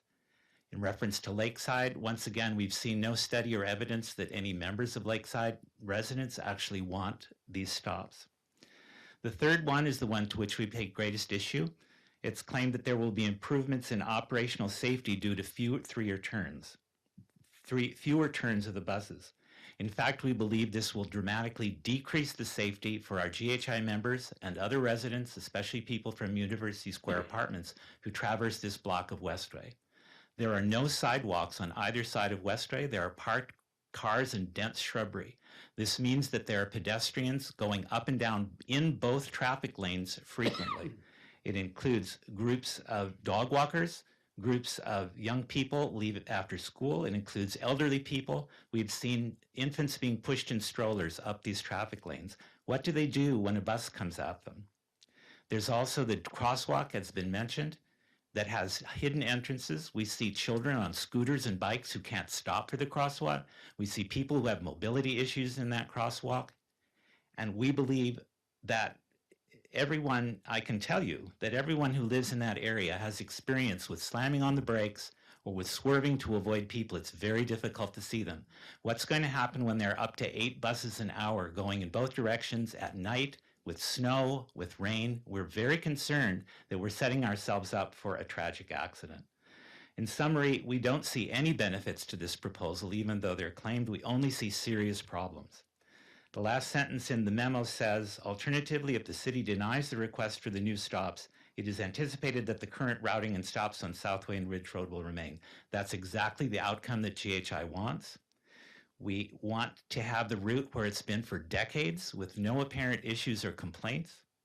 We're talking about 2 blocks in the entirety of these routes that we want changed, with no new stops, no expense to the city, and doing our best to protect the safety and well-being of our GHI members and our other community residents. And we really do plead with you to make that decision. Thank you. Thank you.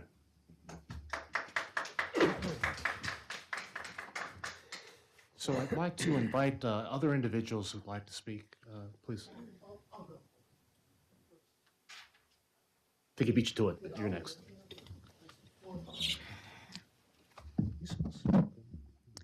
Alexander Barnes, 4 Crescent Road, which is uphill from Westway. I cross that crosswalk frequently.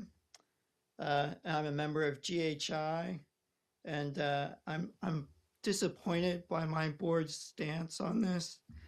It feels very much like a not in my backyard position, given that all the opposition comes from people on Westway who don't want the noise and pollution of these buses going up and down their street. I think if they were generally concerned about safety on the crosswalk, they would do something about the vehicles that are parked there that block the view of anyone crossing that crosswalk. I have some photos here that I'd like to share with council that demonstrate how this makes that obstructs the view.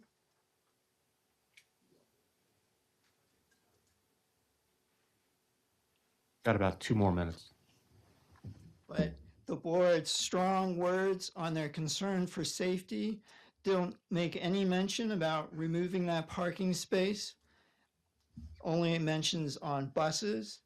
Also, if we are concerned about the safety on Westway, we would do something about the parking in front of the apartments around 166 to 172 Westway, where not only is there a hill that obscures the view, but also a turn. And I've seen on many occasions when 2 buses, Metro buses, school buses, University of Maryland buses, are trying to traverse that road, and one of them has to come to a stop. It's very difficult for wide vehicles, emergency vehicles. I can imagine fire trucks have a tough time negotiating that. So if we're concerned about safety, we'd get rid of the parking there as well. But I don't hear that. All I hear about is no buses on my road. And finally, about how getting rid of the new stops on Crescent is only closer to some of the apartments, and getting rid of the stops there on Southway. Well, those apartments are well served by the existing stops on Garden Way. So I'm really kind of disappointed on this one-sided presentation by my board. And I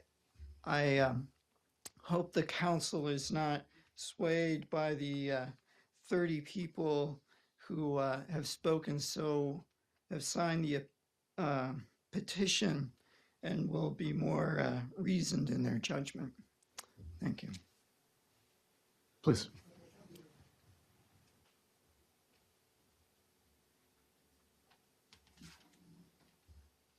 I mean, I realize this is a very deep. State your name and. Oh, I'm sorry, I beg your pardon. Well, I'm Dr. Richard Shoemaker. Into the microphone. Okay, we got it. I'm Dr. Richard Shoemaker. I live on 1E on Westway, which is right in the middle of the disputed street, basically. And I wanted to begin by thanking Ms. Weaver for pointing out how deceptive the topographical, the maps are, because they give no idea of what it's like to live on Westway. And I want to sort of, as succinctly as I possibly can, bring out the human element of this. One of the things that really struck me as I tried to make contact with WMATA about this and wrote them with no response whatsoever, was that no one seemed to have any interest on who lives on Westway. There are on the left side of the street, there are 8 houses. In these 8 houses, you have 2 military disabled people. You have 2 state of Maryland disabled people. You have a blind person. So you have 6 extremely disabled people. Now, I know it's very easy to say, well, they're high performance, successful, intelligent people who can make do. But the particular constitution of the Westway area makes this very hard. Other than the blind lady, when they park, they can't open the doors on one side of their car. Number one, that means they have to get out on the street side. That is already difficult with the with the yellow school buses coming up and down. So that's one thing. Secondly, they're all of extreme limited mobility, which just makes daily life very difficult for them. In order for them to take the groceries from their car to their house is very difficult. Okay, so that's one area I think we really need to take into consideration who lives there. I think, sort of following Ms. Weaver's idea, we also have to sort of keep in mind, and I wonder if, where's Mr. Jones? Mr. Jones, do you have any idea of how long Westway is, this part of Westway? The distance that we're talking about where the buses are going to run? No, of course he doesn't. It's about 1/10 of a mile. The street is roughly 30 feet across. If there's cars on both sides, that makes it very difficult for buses and cars, and I'll conclude, to get through. The idea, it is a very congested area when there's a lot of traffic going there. The other thing that I would like the board to keep in mind is the fact that at both ends of Westway, there are school bus stops, and at least twice, you could correct me if I'm wrong, I could be wrong about this, but at least twice a day, there's probably actually more, but at least twice a day, there are school buses that come and either pick up children or leave children off. Okay, imagine the congestion. The cars have to stop. Kids are getting out of the bus. Kids are getting onto the bus. They're crossing the streets. Pets are coming. Grandmas are coming. And the idea of having dozens of buses going up and down this very, very narrow, already congested street on basically an hourly basis is just really difficult to conceive. So that's all I have to say. Thank you. Thank you. Actually, I would like to just another sentence or two.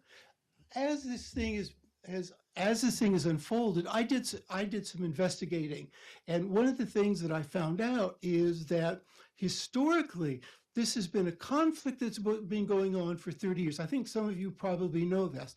The Haber family, the Remnick family, I don't know the surname of the people who live next door to me, but it's that blue house. They have been contesting this bus for 30 years. So this is going on for a long time now. I don't really see how the people who are advocating for that bus do not take this into consideration. So thank you very much, everyone.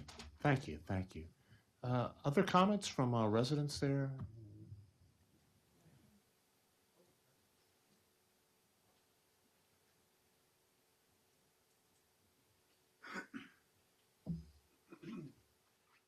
Hello, I'm Chris Cherry. I live at 2D Westway. I've lived there for 33 years, and let me just punch in my password so I can get my computer back up. I just had a couple of quick comments in response to some things that have already been said. Mayor, you mentioned the comparison between Garden Way and Westway. We have, in the original design of the town, you had the kind of the big road of Ridge, the big road of Crescent. There are parallel roads on the high end and low end of the ridge, and you have these spokes. And Westway is one. It's the westernmost.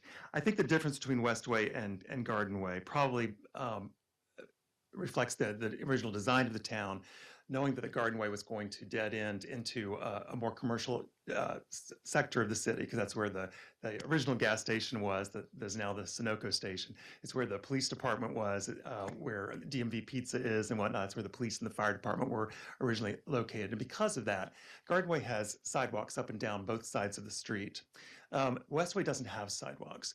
And in subsequent development, the construction of University Square apartments meant that the population of University Square, when they want to reach the library, youth center, Braden Field, the lake park, the amenities of Roosevelt Center, their walkway is Westway. They walk down the street because there's no sidewalk for them to walk on.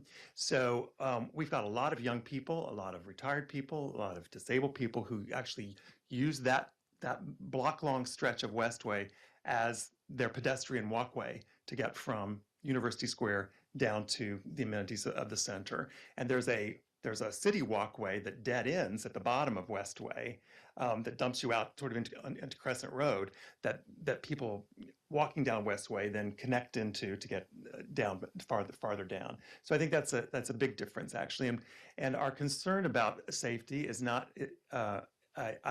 I'm concerned not just about my own backyard or my neighbor's front yard, but residents who are not just on Westway, but people farther up into the West End. You'll see that petition contains names from people from courts on Crescent. The arterial walkway that the crosswalk serves is a major inner walkway that serves multiple courts on Crescent Road, multiple courts on Ridge Road. Residents of Maplewood Court and Lakeside Drive who come up the path from Maplewood and then down that walkway to cross Westway to get to all of the amenities of the city center. On my way over here, I timed myself walking from the library front doors to the bus stop. It took me 2 minutes and 28 seconds to walk from the library doors to the current bus stops on Crescent Road. So I don't think that adding stops, removing those stops and moving them close to the library is going to materially make a big difference in people's accessibility to the library, while it will actually decrease the accessibility to some of the amenities that are closer to where Southway is.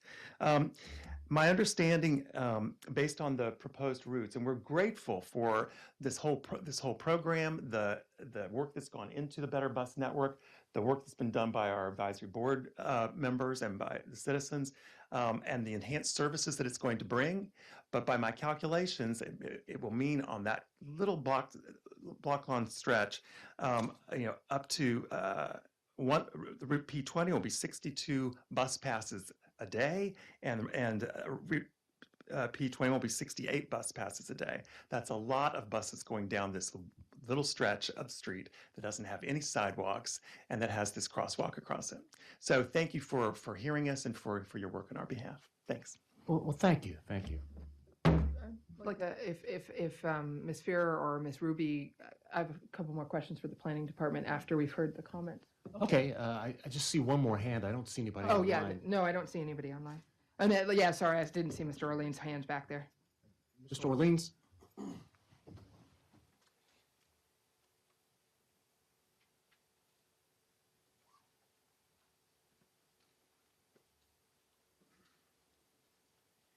Thank you.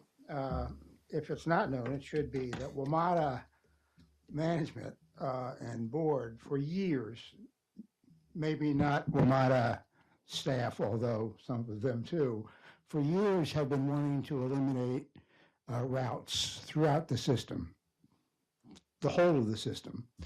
And more recently, they've been fixated on increasing frequency. And while some frequency is promised, should their resources allow in this so-called Better Bus Plan, they're looking to increase headways by eliminating turns. This proposal, the two routes going in either direction, eliminates 2 turns. Their proposal would, instead of there being 3 turns, there would be 1 turn going from the west. There would be a turn on Westway and Crescent, and going to the east, there would be a turn on Crescent onto Westway. I was at the APB public meeting, and I heard a lot of residents decry these changes, and I'm inclined to agree with them. And long before that hearing, I've known of a resident on Ridge Road between Southway and Westway, disabled, who relies on an early morning bus in order to get to work on time. I appreciate her concerns. Ridership may be very small on Ridge Road between Westway and Southway throughout the day. I don't know the ridership throughout the day. But a good argument can be made is that the route should remain as it is. There's an equally maybe good argument that the new proposed route should be considered. There's alternatives, however. Reference was made to the county system, the bus. The transit vision plan is scheduled for presentation to the county. I don't know whether it's the county council or to the county administration at the end of this month. This commitment was made last week at a meeting. There was a member of the county council present. He did not seem to know that it was going to be presented to county council. And I checked their calendar for this week. It's not scheduled for this week. But the transit vision plan, which is the bus and the routes of the bus, frankly, the transit vision plan, as I understand it, was pretty much assembled and compiled by WMATA bus planning staff. But that aside, has for the past year, it's been known that the 11 bus is scheduled for elimination.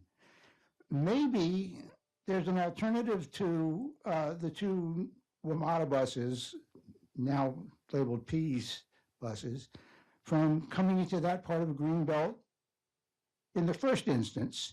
And maybe the county could schedule, not eliminate the 11, but maybe schedule a second, a companion bus to the 11 that could serve that part of Greenbelt. Thank you. It should be noted that WMATA has been wanting to eliminate the C8 for years, which doesn't serve Greenbelt, although Greenbelters ride it to get to the archives. And they've successfully eliminated the C8 in their so-called Better Bus Plan.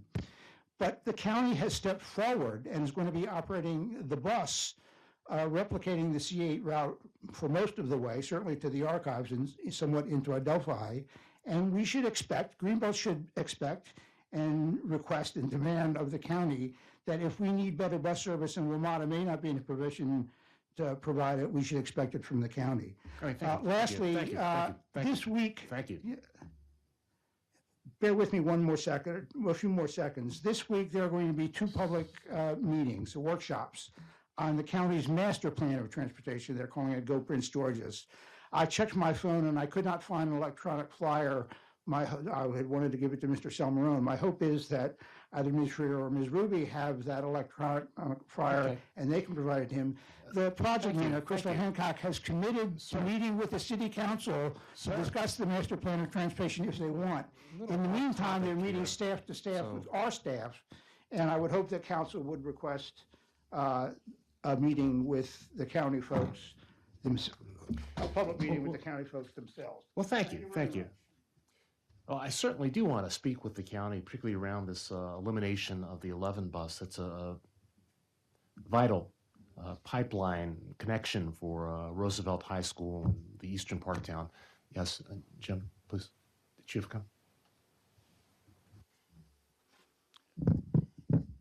Thank you for all this good discussion.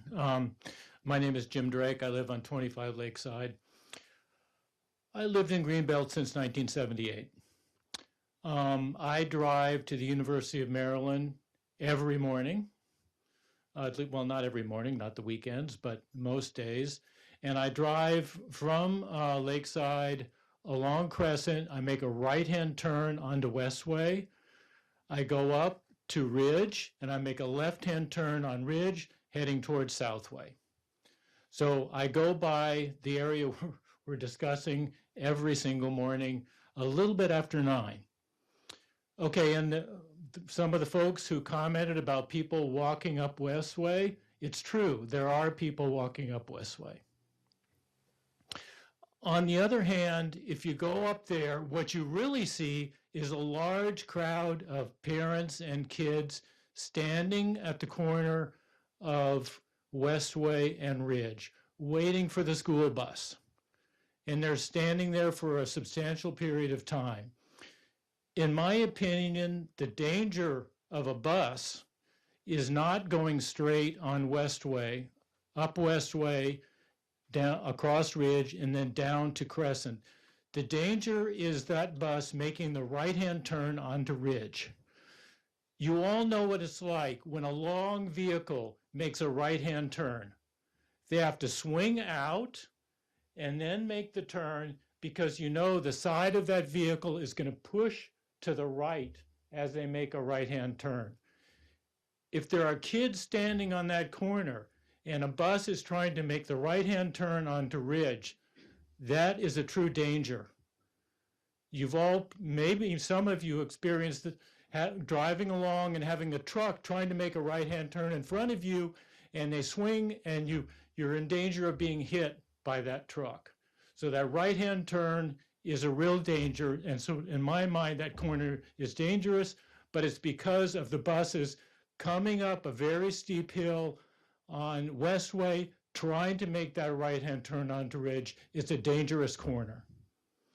The real answer in my mind here is to put sidewalks along Westway. And I don't know what the issues are in terms of ownership, but if the city wants to really make this a safer place, what they really need is a sidewalk that goes all the way from Crescent all the way up to Ridge.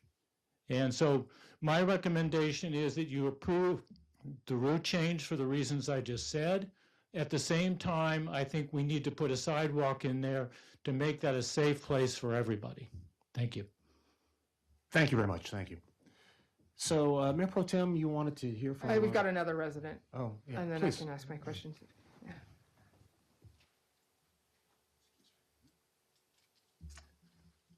Hi, my name's Andrew Summers. I live at 1B Westway, and previously I lived at 5 Court of Ridge. I'm a single father. I raised 2 kids who walked or biked or scooted down the sidewalk to the crosswalk in question in order to get to Tacoma Park Elementary every day for years.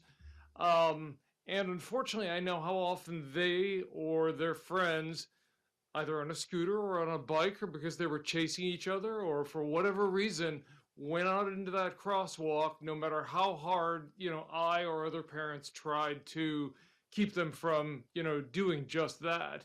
And thankfully, my kids, never got hit by a car or anything, but there were a couple of close calls, and those were cars, not buses. That's a really bad blind turn, and I'm not going to repeat a lot of the things. I want to agree with things that Stefan and Chris said and other people have said about the dangers. I agree, there are no sidewalks. One thing that nobody has mentioned that I just want to bring up, because I think it's only going to increase the human traffic on the corner of Crescent and Westway, and that is that the Greenbelt Museum is expanding. And it's building classroom space, and it is going to be calling itself the Greenbelt Visitor Center, and we are going to have not only the same flow of kids going to the playground or the library or ultimately the tennis courts and the elementary school, but we're also going to have a lot of people coming to classes, not just on Sundays. They're intending to, open this up to, more events during the week. And I think that by virtue of the fact that there's no parking there, and they're asking people to park behind the library, we're going to have people walking in the street over the, I'm going to call it on top of the underpass, if you know what I mean. There's only a 6-inch curb. There's no, sidewalk there. Just like there's no sidewalk on Westway, and there's no plan for a sidewalk to be put on, the museum side of Crescent. I think for all sorts of reasons, safety being the biggest one. For adults and kids, having the bus go up that short stretch of Westway is a really bad idea. I feel like, if it isn't broke, don't fix it. I think the route that's been in place for 30 years ought to remain, and so I would urge the council to not fund the new bus stops and to not support anything that would, facilitate this suggestion by WMATA that the buses use Crescent and then hang a left on Westway rather than just continuing the Southway Ridge route. Thank you. Mr. Friedman. I'd like to speak in as a resident, not in my capacity as chair of APB. I also live in Lakeside. I think one thing that maybe is being lost in this conversation is one of the unique factors of Greenbelt. It's one of the reasons we moved here and why we love Greenbelt so much is the interpathway system. We have a lot of talk about people on streets, people walking on streets. There are, even including for the proposed museum expansion, To get from the library parking lot to the museum, there is a very accessible pathway to go through the inner pathway system. One thing that I believe is that, Greenbelt should emphasize this as a factor in our, in our infrastructure, is that there's a way to get around the city without walking on streets. I mean, this was one of the things that I loved for, able to walk my son to school completely on the inner pathway system. We didn't have to cross a single street until we got to Hillside, up by the elementary school. So I think that's an important thing to consider for council to consider, is that we have infrastructure that does not include pedestrians walking down the middle of streets. Even if, I'm a huge supporter of sidewalks, don't get me wrong. I think putting sidewalks on Westway would be a good idea from a safety standpoint. I think putting sidewalks on Lakeside Drive would be a fantastic idea. There are complicated issues surrounding that. But we have an inner pathway system by which anyone can transit, pedestrians can transit the entire city, the center city. And I think we should emphasize that and as we're thinking about these issues. Thank you. Well, thank you very much. So at this time, Mayor Pro Tem, you'd like to? Yeah, Ms. Fuhrer, if I just had a couple of follow-up questions based on some of the comments made by residents and looking at it, because I mean, that there is a difference between Gardenway and Westway, and that Gardenway has a sidewalk and Westway doesn't. So yes, just to clarify, Gardenway has a sidewalk on one side. Yeah, it's one side. So one question is, because I don't have them memorized, but the traffic study that we did in Central Greenbelt, did that include the stretch of Westway at all? No. Okay. So this wasn't one that we looked at. I know that we can't look at everywhere. And this is one that may be a little bit hard to, because I think I agree with Mr. Drake that I think the solution is to build a sidewalk on Westway if we can do that. I mean, Mr. Friedman has a very good point that yes, it would be great if people used the inner walkways, but clearly they aren't. They are walking in the street, and so I have to say I am pretty concerned about the idea, because I was looking. I don't walk that way myself very often because I don't live in Central Greenbelt, but I was looking at it on Google Street View, and it is those bushes and things. So I guess. Ballpark, I think it's about 1/10 of a mile. How much would it cost to put in a sidewalk on one side of Westway? Any idea? I realize that this is throwing it at you without preparing you for it, because it didn't occur to me to think about it before. I don't know. I know that we are doing a sidewalk study on Hanover where the sidewalk does end to connect it to the bus stops. The study alone is around 60,000. Okay. That is just for the study. Okay. That would not be the capital improvement. And is that a similar length? Is that also, because I think it's two sides of the road. Okay. Together, it may be close to 1/10 of a mile. I couldn't tell you for sure off the top of my head. Okay. Yeah, just I think. But I would say that the study would cost anywhere from 50 to 100,000 just for the study. Okay, and then concrete is expensive also. Okay. What's that? Sorry, I did not hear you. It's not as simple as building a sidewalk, is all I wanted to say, because if you're familiar with Westway, it would be a disturbance to a lot of the yards there. It might be one that would be a good trade-off. There's always a balance there. I do believe we only have the right of way on the west side, if I recall how because if you know historic Greenbelt, the center line is not the center line of the right of way. Yeah. And if I recall, it's offset, and so there's more on the west side. I don't believe there would be sufficient, if I recall, on the east. Something we can always look at and explore, and with in concert with GHI as well. Yeah, I guess it seems like they're whether or not the buses go up and down that route, it's a bit concerning that there are people pushing baby strollers in the road going up and down that stretch. And so I think other things, yeah. And I concur, and I also would say, regardless of how the bus, whether it serves Westway or not, what we heard was we need to work with the community on improving that crosswalk, and we will do that as well. That's not, an or thing.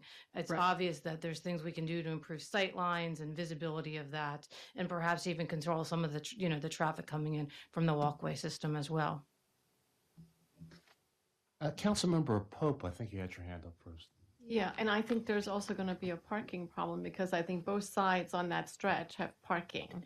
So the houses on both of those sides, they will be, I'm not sure how they feel about, getting the parking spaces removed. But of course, there's no sidewalk. It's bad. And I know I come up West Bay all the time, every day. In that intersection, either I have a bus in front of me or I have a bus coming at me or two buses. And it's a nightmare. It's a really bad intersection. Either way you look at it. If we're going to go down Westway with the bus, or if that bus is turning, that intersection is dangerous, period. So there's this is like a double-sided sword right now, because I hear the community speak and I hear the recommendation, so I'm not sure what we're going to do, quite honestly. This is, I understand both sides, and they are the people who come from the apartments and go up. They don't go down, they don't turn right by Mishka Torah and go across and go down the inner walkways, which is recommended. Of course, when I walk, I go that way. I don't even know if some of the people know that they're there, quite honestly. So of course they take the route right across, right? And then you do walk in the streets. So it's a dangerous situation. I do see the buses when they have to, make these turns. I mean, coming in or out, it's really a bad situation either way. So, I hear what you're saying and I hear the recommendation. I can see both points. So I really don't know. I think I'm going to abstain or something because I just don't know what to do. Yeah, I don't think I don't think you can abstain just because you don't want to make a decision. I don't know. We have to make improvements to that site, definitely, regardless how we're going to, work this out tonight. Councilmember McKinney. So I just wanted to clarify because on the agenda, it's reading that the recommendation from APB is to approve the installation of the 2 new stops to accommodate the change in the route. So if we do not approve the new bus stops, does the route actually stay the same? Likely. But to be very clear, because it's been very hard to parse these, the routing was approved by WMATA in the fall. Right, so that's what I'm trying to clarify. Yes. So if it's already approved. Correct.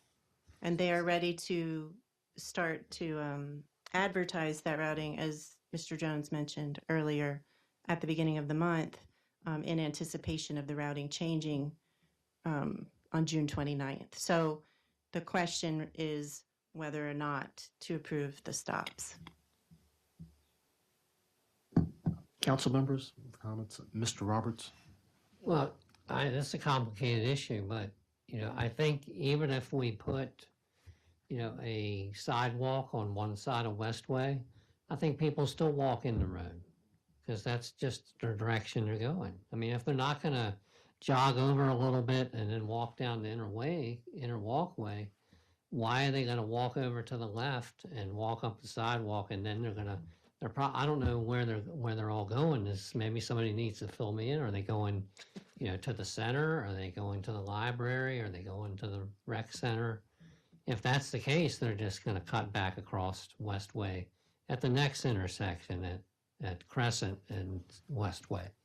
So you're going to have the same conflict, just at a different intersection. And I think I agree with the one speaker that we really need to be more aware and more using our inner walkway system, because that really is, to me, I mean, as a kid growing up here, that was the beauty of Greenbelt, because I lived in the north end. I can get all the way down to the center and only have to cross one small street. I think it was Parkway. I didn't have to cross Crescent Road, and we didn't get the luxury of all the underpasses in the north end, but when you got down, near Crescent, you had a way under. And that's the beauty of Greenbelt, and we shouldn't dismiss that. I agree with, the one person that said, if it ain't broke, don't fix it. And I think the problem with the WMATA system is that we could go ahead and make this change, and then in a couple of years, they might want to change it again and do something else. That's my issue with it. So I don't know. Yeah, I gotta agree with Mr. Roberts. That particular super block, the inner walkways, and just walking through that super block, it's a beautiful super block, and the connections on the inner walkways are just really nice. So it's a shame that more people don't kind of walk through there. Thank you. Jamie, Ms. Fear, sorry. I wonder, I believe that we had made bus stop improvements on Ridge Road already. So I was wondering how much the city has already invested in making those improvements, as well as the traffic calming tables, as compared to how much we might need to expend in the future if we were to add a traffic calming table on Westway and the $4,000 stop by the library. We haven't made any improvements on Ridge yet. I believe there are some, so we're just ramping up the process of the ARPA-funded bus stop accessibility project. So individual, and there are a lot of bus stops on Ridge that need to be brought up to ADA compliance. They will not all be able to do that. We did just put in the 2 raised crosswalks on the block of Ridge between Southway and Westway. Each of those costs about $10,000. And would we need an additional study prior to installing that on Westway? No, Okay. All right. we would not. Councilmember. Sorry, one more follow-up. So if we were not to put in the bus stops, the new bus stops, would we be creating an additional hazard for in other areas? Like, what's the alternative, I guess? So if there is no bus stop on this new route, where do people go, and do we create greater issues for pedestrian safety if we do not put in these bus stops? Does that make sense? If you don't put in the bus stops, it is very likely the bus will not be rerouted. Does that answer your question? Yes, there wouldn't be a reason for it to take that route if there was no place to stop on Crescent. Mr. Simonon. Yes, just to add to that, could all the existing bus stops be improved to ADA standards under that route? If the route was not to change, could the existing bus stops be improved to ADA standards? Are you just talking about the part where we're just the section that would be rerouted? Correct. For that block of Ridge, basically.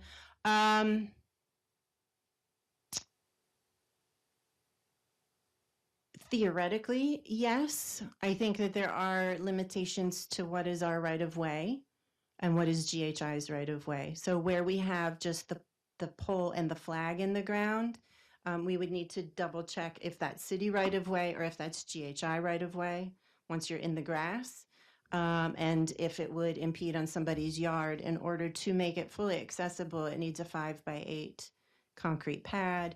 And then we already had committed to doing a parking study across the city at all of the bus stops that WMATA needs about 110 feet at each stop in order to be able to actually pull to the curb. And so theoretically, yes, but we would have to look into whose right of way it is. And that is an issue all along the length of Ridge. We have a lot of just poles and flags in the ground, but not actual curb ramps or landing pads. Thank you. So what I was trying to get to, McKinley, is to your question of can we make them, we're not sure we own they're not accessible now. Making them ADA accessible will be challenging. We made some bus stops, ADA improvements last year, and they were difficult to do. We had to remove parking spaces. There are some folks that were unhappy about losing parking spaces to make a bus stop ADA compliant. So by putting in these additional stops, we have to also deal with those additional issues. Okay. Well, we have to, yes. So, and just to clarify, I'm sorry, in case I misunderstood. So the 2 stops on Ridge, one is currently on a sidewalk. I would call it marginally. It is not ADA, it is not up to standards, but there is a sidewalk where the flag is, where the pole and flag is. On the other side, on the opposite side of the street, on the north side, it is just in the grass. It is not connected to sidewalk. The 2 stops on Crescent, there is already a pad on the library side that is plenty big. And then a pad would be put in that connects to the sidewalk on the world famous Greenbelt utility pole side. But it would not impede on the utility pole. Oh, thank God. Destination. See, Ms. Pope, you had your hand up first. Did you want? Yes, I just wanted, my question was going in the same direction as Ms. McKinney. And if the route's already approved, you know, so my question would be, so if it's already approved, what? So if we're not putting these stops in, there's no changes. Right, they're not going to build it. So the route stays as is. Am I understanding this correctly? So it depends on us if we're going to put these 2 stops in or not? But this is a difficult situation. I need to know whether I need to be totally informed of this. So before I answer your question, I'll kind of take a step back. And first of all, thank everyone for your feedback. Your feedback does matter. When the team started this process in December 2022 and was preparing to release this information out back in the spring of 2023, we sought to streamline service to make it efficient throughout the city. As the council weighs on their vote, if the 2 stops proposal is not found favorable by council, the bus route as it runs through this part of the city will remain exactly the same. We will go through a process to make the changes in the materials, in the maps, and all the things that have to be done in order to share with the public what the network would be, in order to have it in a presentable form.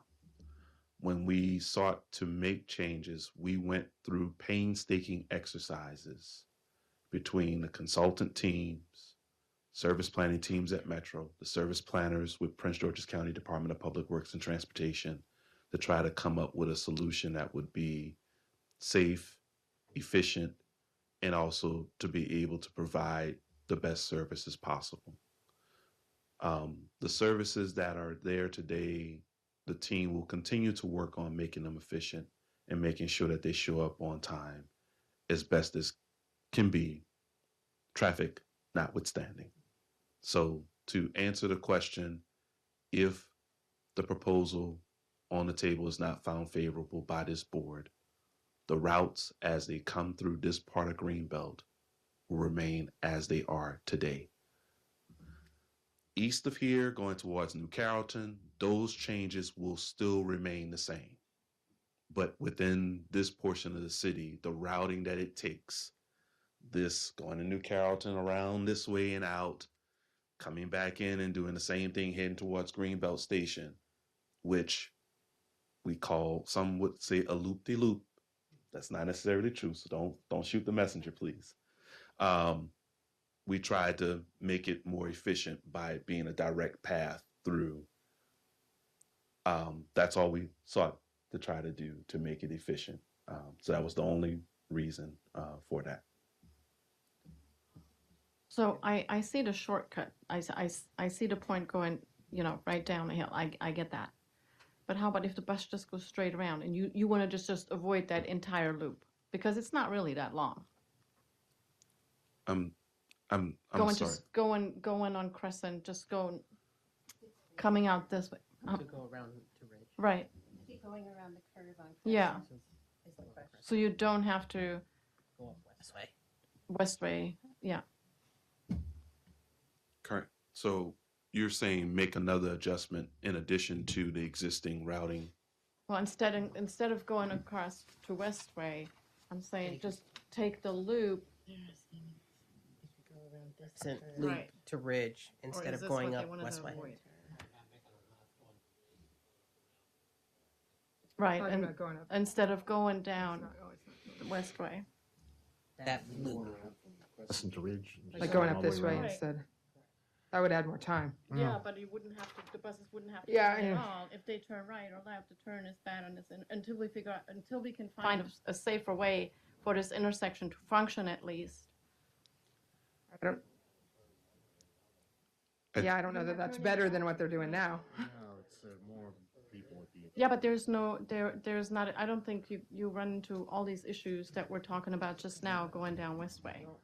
I don't think that's the choice we have. I think that's not Yeah. the choice that we're facing. Table right now. No, so unfortunately, where we are I'm trying. at tonight, where we are at this point is the service will remain as is in this area, or it would take the new routing based upon the decision that will be made tonight Right, if it's right. found favorable or not Okay, favorable. thank you. So we've had quite a bit of dialogue here, testimony, input, and the time has come to actually make a decision or to take a vote. Safety concerns, very important. I just want to point out, just in terms of the history of Greenbelt, this is the second super block. I mean, there's a reason why they did not put a sidewalk down that road, because they didn't want one there. And this part of Greenbelt was really carefully thought out. So I think that's something that we also have to be mindful of. And perhaps GHI would agree. Maybe not, I'm not sure. But here we are. Would someone like to make a motion? We do have one more raised hand online if you want to allow it. Oh, yeah. Who's online? I believe Laura Rosenthal. Oh, okay. Good evening, everyone. Can you hear me? Yes. Yeah, sorry, it says ASL interpreter. That's my professional Zoom account. But yeah, I'm sorry. I was at the real meal, so I just joined, and Mr. Hartman isn't feeling well tonight, so I may be asking a Michael Hartman question, and I hope it hasn't been discussed already. But some of the bus stops that are current, or if they're going to be putting new ADA compliant, it's not just putting the pad, it's making sure that the bench doesn't run the entire length of the little house, that you make. It has to have a cutout so that a person in a wheelchair can also be under cover when it's raining. So has anybody discussed that the bench can't go the full length of the little hut or whatever the little shed? I don't think we've gotten into the details of the bus stop just in terms of whether it would be sheltered or open. Okay, because I heard you say something about pouring a concrete slab and concrete everything. pad, so- yes. Okay. Ms. Anyway, this Bear, is something can to you- consider, and I don't know if that would be Greenbelt or the gentleman that's here from WMATA. Thank you, thank you. Thank you. So that question. Yeah, we have not gotten into details about whether or not either of the stops would have a shelter or a standalone bench or any of those yet.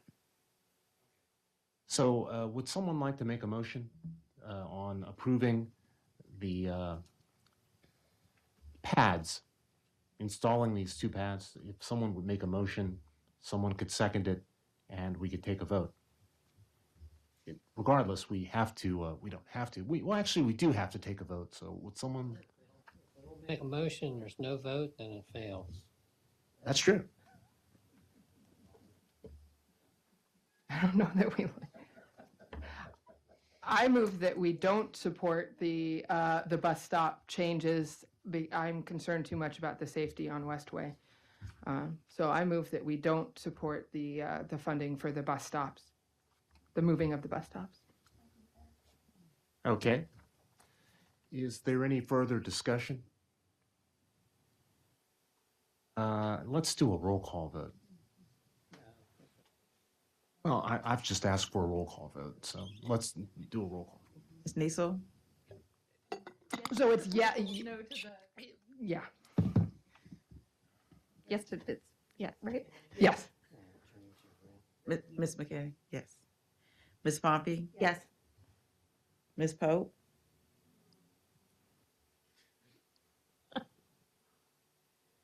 No, for safety reason, I really think going straight down, I think, and putting new pads in, I think it would be almost safer. But I also want to think, like, if we leave it as is for now, and then go to that intersection, and we have to work on this situation, because I mean, this is just a continuous problem and it needs to be fixed. Now we're just going to leave it as is. So that's a yes.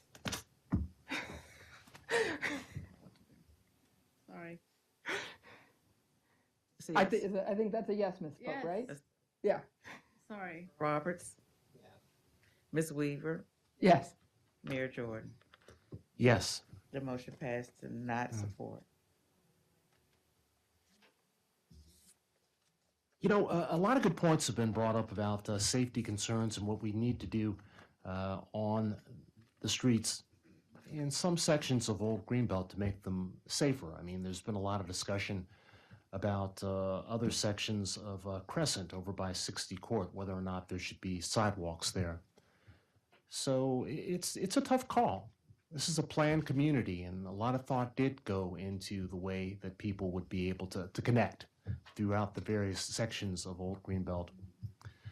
So I want to express my appreciation to staff and to the APB for all of the work that and consideration that they put into this measure.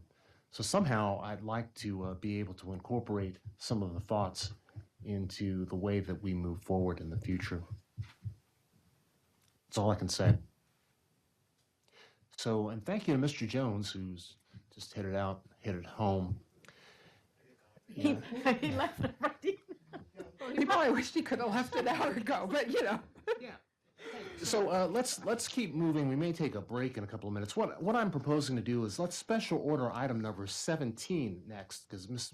Fear needs to speak on that. Did she leave? She's stepped out, and that would have been the next one anyway. So I think it wouldn't have been a special order. Oh no, I guess no. We have to go back. That's right. Right. We've been shuffling things around so much. Sure, here she is. There you are. So I'd like to make a motion that we special order number 17 to the next agenda item. Second. Okay, all in favor, please say aye. Aye. Opposed? Okay, so item number 17 is a briefing on the MWCOG update to the regional activity centers in the city of Greenbelt. The National Capital Regional Transportation Planning Board first called for a creation of a map of regional activity centers as a tool to better coordinate land use and transportation planning. After reviewing an earlier version of the current COG memo, city staff requested that the Greenbelt Regional Activities Center include the area around Beltway Plaza Mall, and COG staff accommodated this request. The planning schedule to approve the Regional Activities Center updates across the region is to have the Planning Director's Technical Advisory Committee, PTAT, take action in its March 2025 meeting. Therefore, thereafter, the update would be presented to the COG Board of Directors for its adoption in early 2025, depending on the board's agenda. No action is requested, council, this time. So this is a briefing. Ms. Fear, thank you so much. Can you brief us quickly? Good news, you don't have to take a vote. You can. I'm done with voting today. So, this is giving me like anxiety. that was it in a nutshell. This is a process that COG goes through periodically, but actually they have not updated the regional activity centers since 2013. And in fact, I think I was here when they last did it. Ms. Ruby and I were briefed by COG staff about the proposed regional activity center, and as our notes mentioned, we commented back to them that we would like to see the geography expanded to include Beltway Plaza, which they did accommodate. So what you see in the memo that you should have attached is the proposed new boundaries for the regional activity center. The circles in the memo are just illustrative to show folks where generally the geographies are across the region. This one is just for Prince George's County that's in the memo, but the actual geography is shown on page 5 and is related to the transportation. What does the A stand for?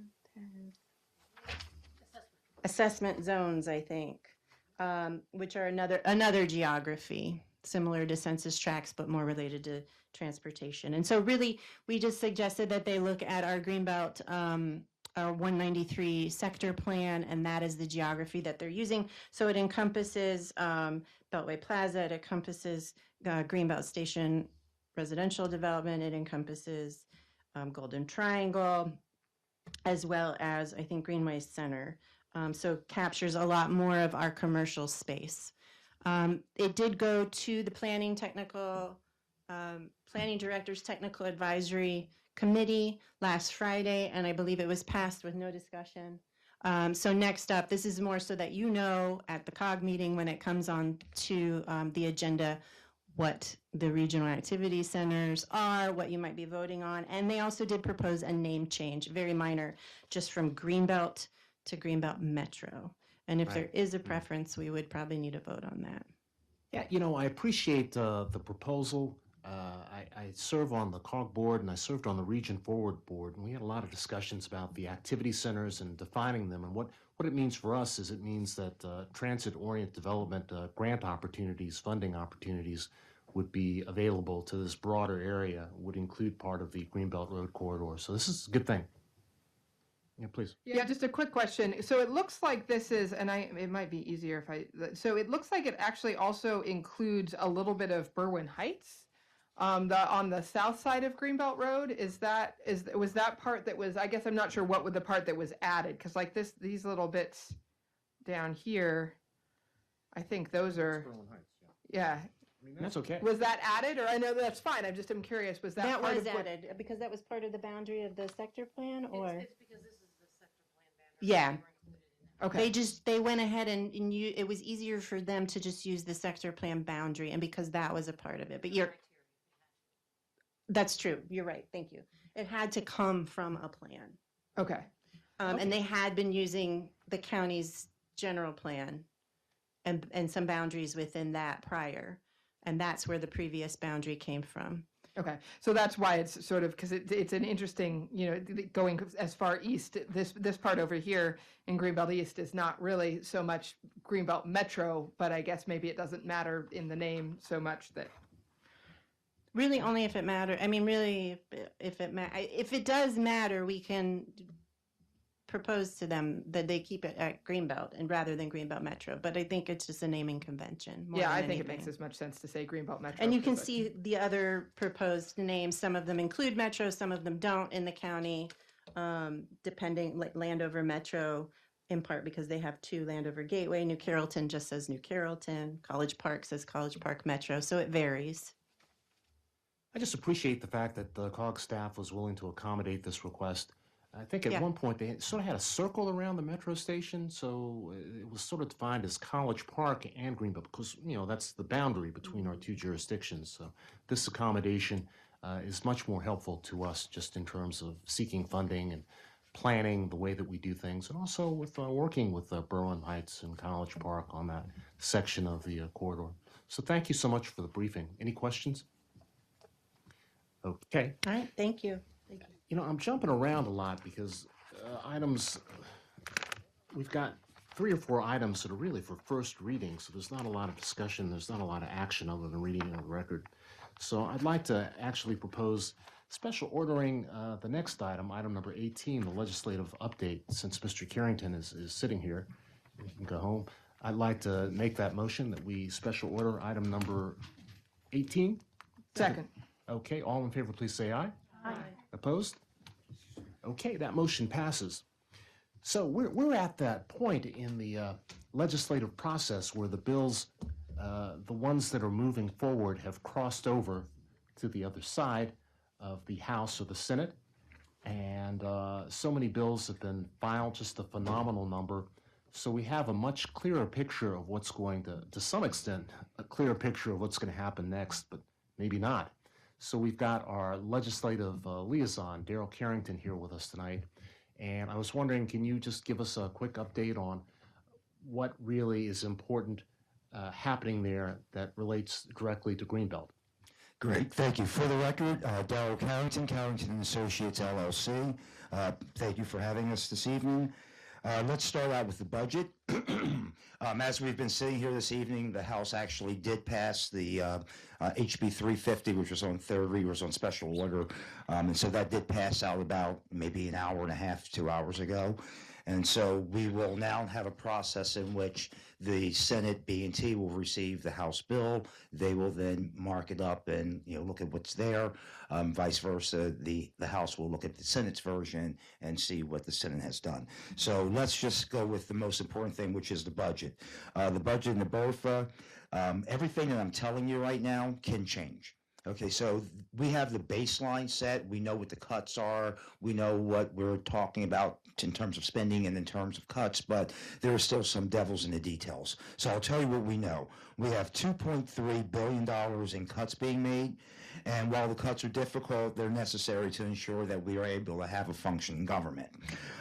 As I say again, I'm going to give you some of the key provisions, but things are fluid, and so there could be some changes. But these are things that we don't think will change. No increase in the state sales tax, no 75-cent charge for retail delivery, no increase in property taxes, no expansion of gaming into iGaming, no increase in the estate tax, it will remain at $5 million, no changes to the vehicle trade-in allowance, no tax on snacks or sugary drinks, no increase in the gas tax, and no business-to-business tax currently. There will be some changes in the income tax rate for higher earners making more than $500,000, but it has been stated by the governor, the speaker, and the Senate president that 94% of the population will see no change or reduction in their income tax brackets. On to are there any questions related to the budget? Although, as I said, I'm very careful to not make any declarative statements because, for example, maybe they do a percent for business to business tax. Maybe someone does push a sugary drink tax at the, in the next week or so. So I don't want to say any of these things are set in stone yet because they are not. However, we do know that there's $2.3 billion in tax cuts. Things that I know that are priorities, as you've sent to me over the last couple months, program open space. There are going to be casualties in this budget. $2.3 billion is a lot of money. And so we didn't have $2.3 billion in surplus last year that we just weren't using. So, we're cutting, beyond meat, we're cutting into bone at this point. So please, Mr. Mayor. There was a bill on professional service or service taxes, and also it would affect automotive services. Did that make it over? We sent a letter in opposing that particular bill. Did that cross over? And again, that's why I'm being very cautious. Yes, we did submit a letter of opposition to that particular move. That has not been currently included, as I was saying, business service tax, but that's as I'm speaking to you at this moment at 10:20 p.m. By 9:30 tomorrow morning, someone can have conversations and, the needle moves a little bit. So this is a very fluid process over the next week or so. The budget came out late anyway. As we know, it was supposed to be done over a week ago, and just because of how complicated it is. And then, of course, I will tell you, we will have a special session. I don't know exactly the date. Conventional wisdom is saying the fall. Probably October, but that again is not set in stone. Some believe we might have to come back even sooner because we may realize the reductions in workforce, and then it's subsequent then hit to our unemployment funds and the like. So there's a lot of dominoes and a lot of unknowns right now. Any other questions on budget related matters before we move forward? Okay, all right. So I'm going to just quickly go over a few of the bills that are, that we've really been looking at and are really important to the city. I think one of the most important ones is going to be HB 1266, which is the zoning bill that's being sponsored by, or at least it was presented by Delegate Austin. It's basically taking all of the other zoning bills that we've had this year. We've had the one that was going to give you guys a veto override, the one that Delegate Holmes does, that he had that the previous year, that we knew that was going to have some resistance. But what's happening is the conversation has at least been started for you, and now 1266 is going to be that vehicle that's going to allow Prince George's County to have that conversation, and PGCMA will have a representative on there, so the municipal position will be represented on this task force. That's a bill that we're following. It's already crossed over. We're going to stay on top of it until it gets across the finish line, because nothing in Annapolis is done until it's done. The other bill is HB 1078. SB 997, HB 1078, which is the House version, Williams, Healy, and Martinez, has already crossed over, passed unanimously, which was very helpful. It has already been scheduled for a bill hearing on. No, it's already moved over. We don't have the bill hearing date yet, but that is something that I think we definitely want to see if we can have somebody testify in person for that, because that's a signature bill for you. That's a $200 million in infrastructure improvements that was already committed by the state when in anticipation of the FBI moving here. I've heard all kinds of conversations about people thinking about what could be done with that, but I think it's important that folks are mindful that that was for infrastructure improvements in and around Greenbelt to accommodate the relocation of the FBI. And so we still need those improvements and the like, because that's a part of your economic future. Yeah, very much so. You know, regardless, I'm sorry. Regardless of the FBI, that is so important. It's crucial. Precisely. So that is another one of those things. I mean, like, you know, at this point of the year, as we only have 14 days left of the legislative session before they bang the gavel, you have to really focus in on your priority issues. And I kind of jokingly say this is a time of year in which I call it how to lose friends and influence no one. Because that's what happens at this time of year with advocates. They think that, you know, pushing and showing that you're really, no, it's not. You've had 60 days to make your case. The last 30 days is for the legislature to do their deliberations, to talk to one another, to figure out where they're going with things. And you'll see bills getting smashed together and things of that nature. This is a sausage-making portion of the program. And I advise our clients to, you know, allow them to do their process. When they have questions, they will reach out to us and we will give them additional information. But this is not the time to start calling the governor's office or speaker's office this is not the time to do that. You've had 60 days to make your point, and for me to make my point for you all with respect to the bills that are important to this body. And so that's what we have done. So if you have questions, send them through us. We'll run it down. We'll get you additional information. But calling offices and the like right now, their staffs are stressed. I mean, they're very stressed. So that's just a cautionary word. And at least I know I said it. Okay, the other bill that I think is really important to you all would be Delegate Williams' bill, HB 1222. That's an immigration-related bill. It has a hearing on April 1st. So it crossed over, and so you will have an opportunity to speak on this bill. And I'm glad I'm saying this because it made me remember to say most of the bills at this particular point in time are going to be sponsor only.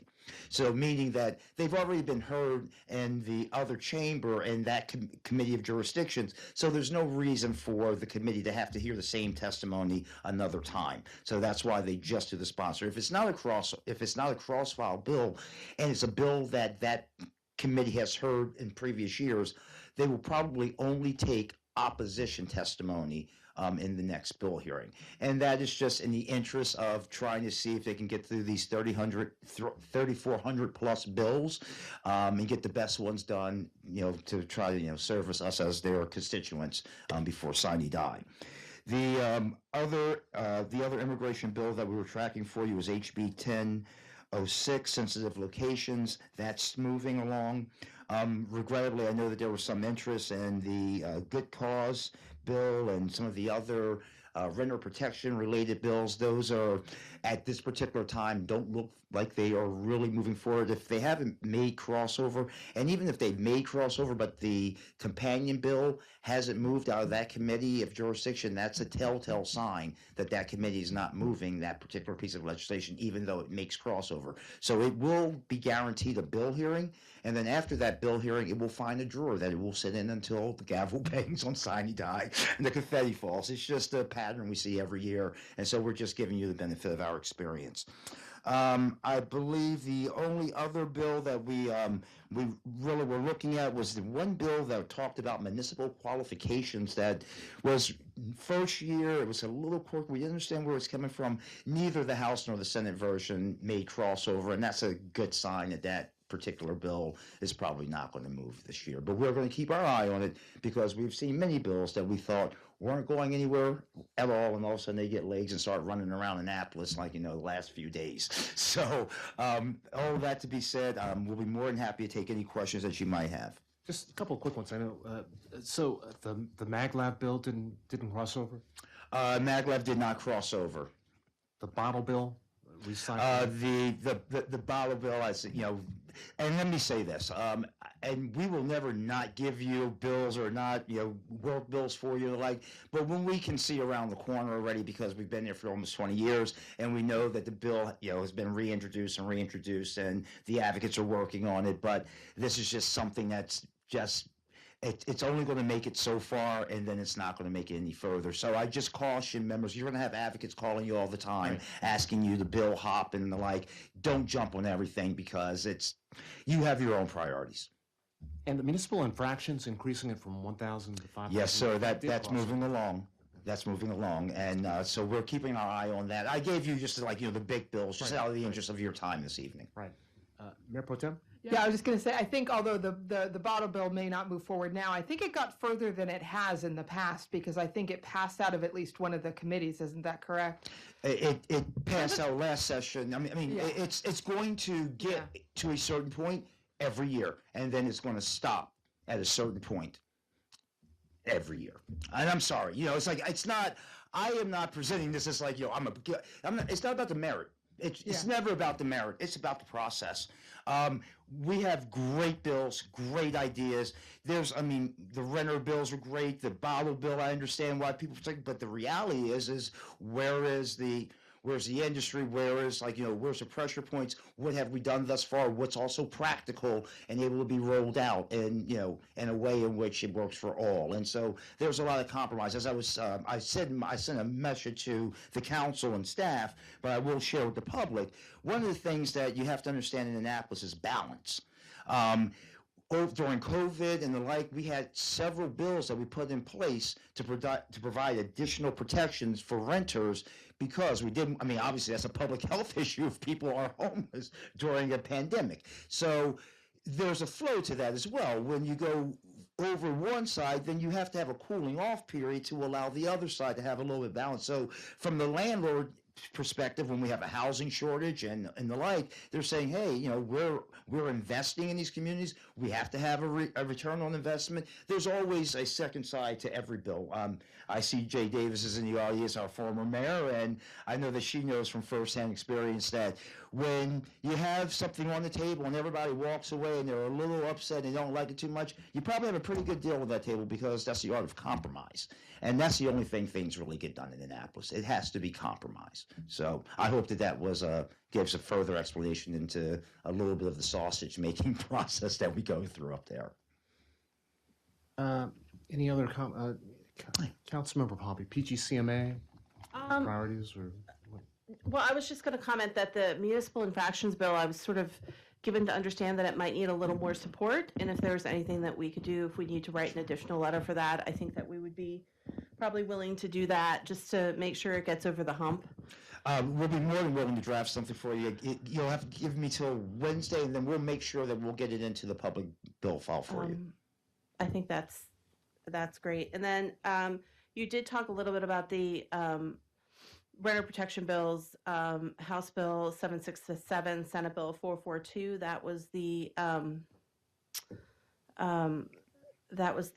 bill to provide protection to folks in the case of eviction. It would provide it. I'm very familiar with the bill. I followed it last year too when it fell, and it's going to have. Unfortunately, I can see where it's going.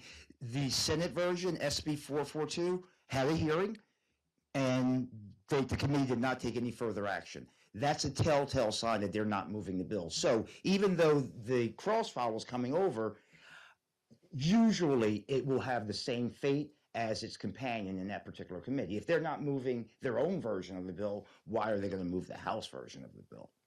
Right. Well, I mean, just to give you the way in which the process is working. So I'm not, could it pass? It could pass. They could pass HB 767.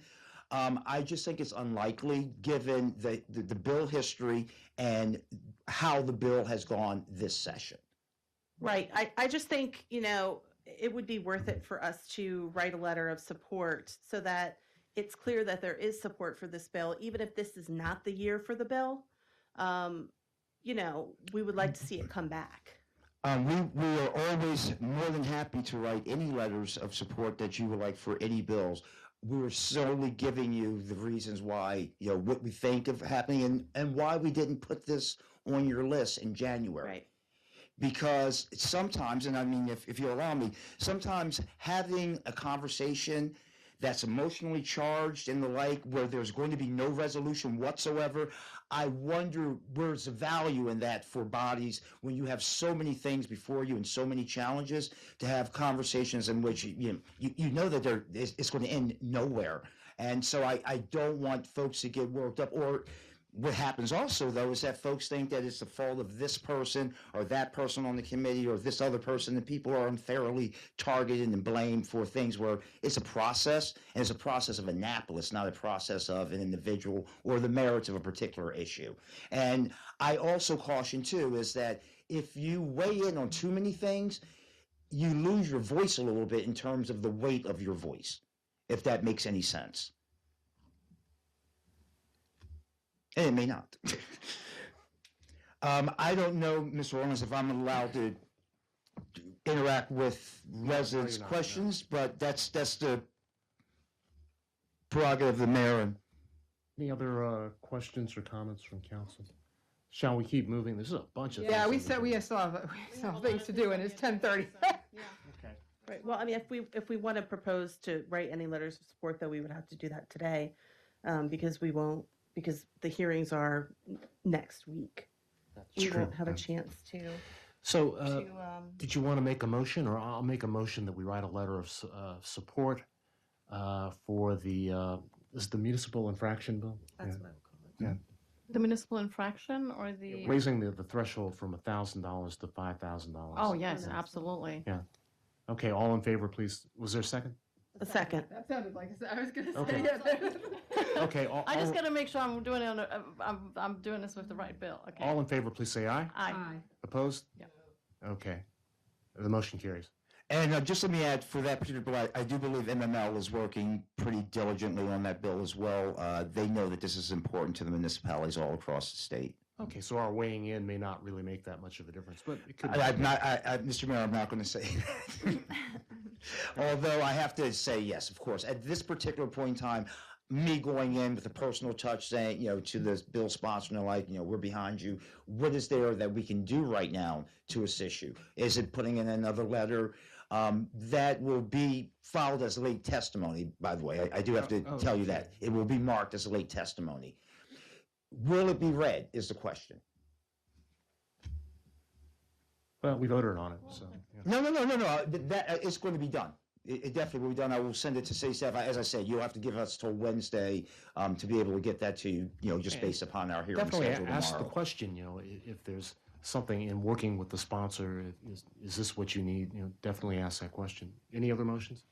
Yeah, I'd like to move that we write a letter of support for House Bill 767, which would require landlords to give evictees a 10-day notice prior to their eviction, and then also allow them 10 days to reclaim their possessions in case of eviction, among other things. Is there a second? Okay. All in favor, please say aye. Aye. Opposed? No. Okay. Measure passes. And I'm gonna tell you why too. I would like to just get real short why, because I think I looked through the regulations on how strict they are already, how when and how a landlord can try to file to remove someone from their property. It is very extensive. It is very difficult to do, and so there's already things in place. And as you said, this may not even make it at all. So I just don't want to. I'm not able to support this. Understood, and that's your reasons are why it's not moving forward, or why it's probably not going to move forward. But we'll also get that done for you if you also allow us until Wednesday to get both of those pieces to you, and we'll get them in. And this also will be marked late filed. Okay, Mr. Carrington, thank you for your services. We appreciate you. Thank you very much, and wish you all a wonderful evening. And you'll continue to get your updates and a calendar of the events that we know of. I mean, no one ever knows all the receptions that are happening on Sine Die, but me and our team, we actually have a pretty good idea of where the parties are. So we'll get that information to you as well. Also, if you could keep us updated on bill signings, because I know the mayor testified at a few hearings that he may want to attend That's some great. I'm glad signings, you mentioned so- that. So bill signing's they already can be- set in stone. They So can we be have, come up very quickly, and if you allow. So bill hearings, the first bill hearing will be the day after sine die at 10 a.m.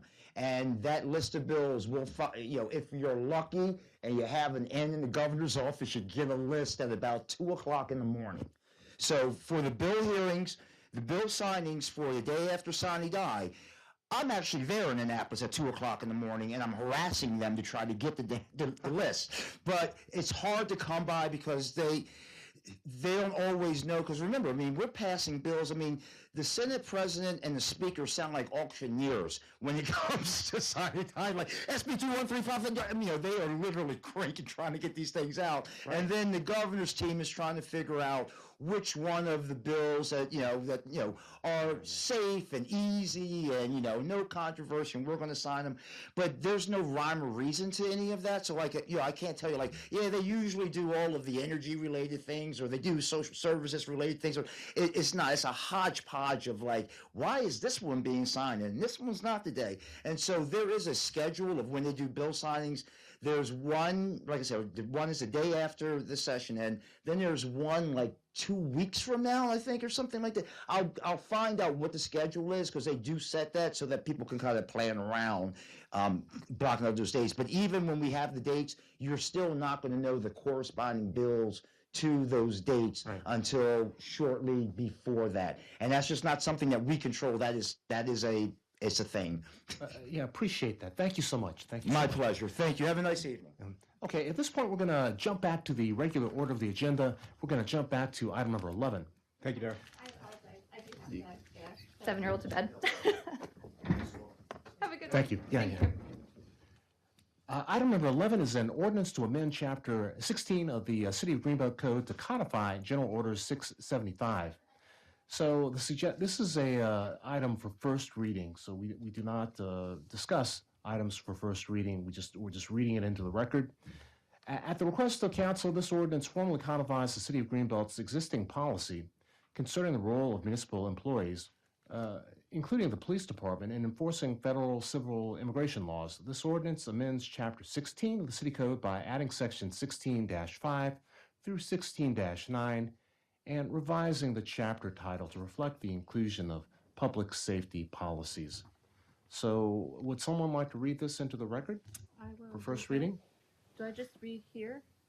I Yes. don't have to read the whole ordinance. Well, you have to read the Just, beginning. I think just the title. The title of the ordinance. Okay, for first reading, an ordinance to amend Chapter 16 of the City of Greenbelt Code to codify General Orders 675. Okay, and it doesn't need a second either. Was that enough? Do we have to read more? Need a second. No, we don't know. Are we good? I believe it. That's been the practice here. I've never quite understood that. Beautiful. Okay, item number 12 is an ordinance to make a supplemental appropriation in the retiree prescription subsidy for fiscal year ending June 30th, 2025 in the amount of $65,000. And this is an item for first reading, suspension of the rules, second reading, and possible adoption. So the ordinance authorizes a supplemental appropriation of $65,000 from the city's general fund reserve to the retiree prescription subsidy line item for fiscal year 2025. The additional funding is necessary to cover increases in retiree prescription benefit costs that exceed the original appropriated amount. With this appropriation, the total FY 2025 subsidy allocation will increase to $130,000. The use of the reserve funds for this purpose has been reviewed and certified. So the reason for this, there's a shortfall in the amount of funding that's available for the retiree prescription subsidy line item. And it's not an emergency, but if we want to continue to fund this, we have to make an additional appropriation. Is that, Mr. Summerone, is that correct? Did I state that correctly? We're out of money, so any future expenditure on this, I will be out of compliance with what council has authorized. So, Motion? yeah, well, for first reading and suspension of the rules. Yeah, right. I move for first reading and suspension of the rules, an ordinance to make a supplemental appropriation in the retiree prescription subsidy for the fiscal year ending June 30th, 2025, in the amount of $65,000 for additional retiree prescription subsidy expenditures over the fiscal year 2025 appropriated amount. Okay, we might have a little problem here. So, yeah, no, it's suspension of the rules, but because it's suspension of the rules, do we have to have 6 council members? You need 6 to vote for a suspension of rules. You have 6, so if all 6 vote, Okay, you can't have. Madam Otherwise, Clerk, it can you goes for call 2 the roll, reads. please? Yes. Yes. Yes. Yes. Yes. Okay, and would you like to introduce that for second reading and adoption? I move for second reading and adoption, an ordinance to make a supplemental appropriation in the retiree prescription subsidy for the fiscal year ending June 30th, 2025, in the amount of $65,000 for additional retiree prescription subsidy expenditures over the fiscal year 2025 appropriated amount. Second. Okay, Madam Clerk, if there's no discussion, would you call the roll, please? Yes. Yes. Yes. Okay, so we'll be able to fund this through the end of the year. That subsidy seems to be increasing each year. Do you know by how much of a percentage it's increased over the past, I don't know, 10 years? It's varied from. I reviewed the records that are available on this, and there are a few memos which I have shared with you, Mayor, in one instance. The most recent memo on this activity is from then HR Director Mary Johnson in 2013, highlighting the deficit of the growing subsidy. There were premium adjustments, the rates that the retirees pay into the program. Those were adjusted over a 5-year period by 20% each year to catch up on the subsidies and reduce the deficit.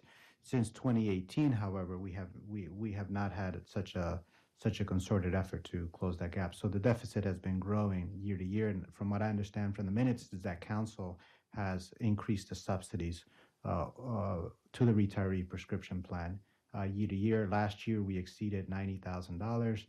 This year, we're on track to spend around $130,000 in subsidy, and the prescriptions costs are increasing. That's the bottom line.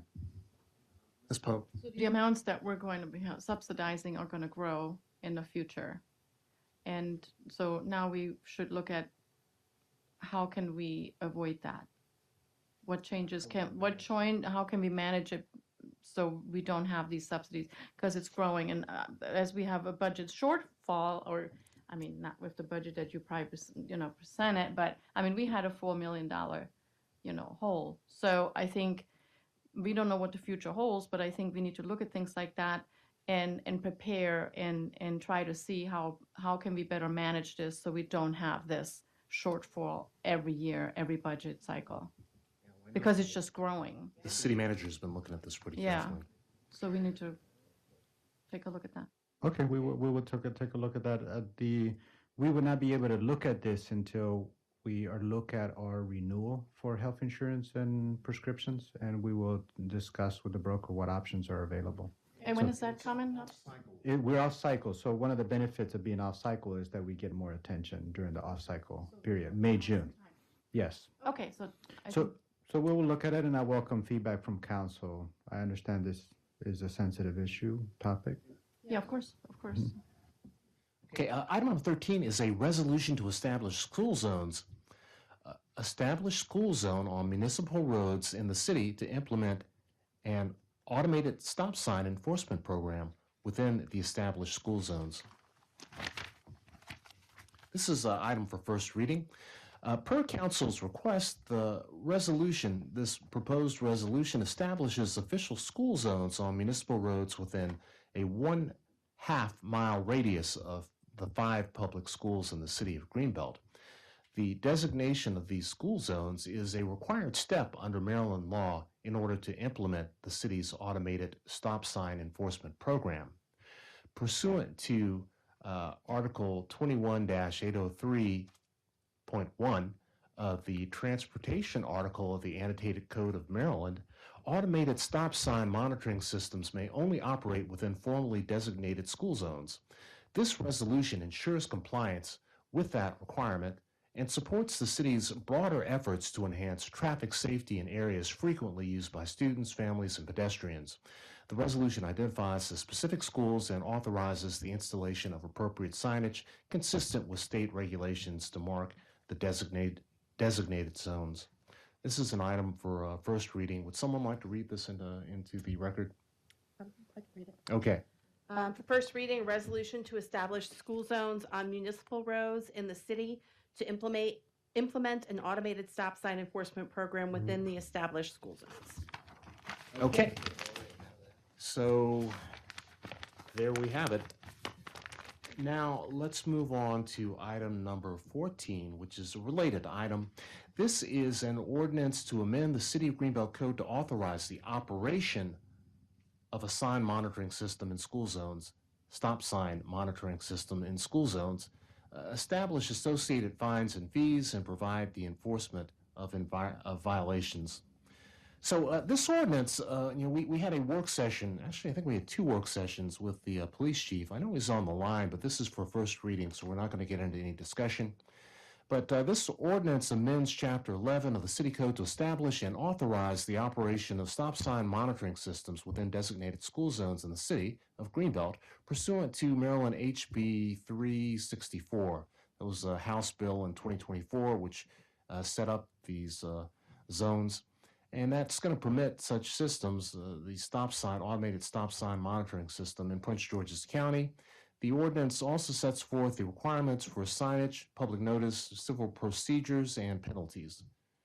So once again, this is an item for first reading. Would someone like to read this into the record? Okay, Ms. Pope.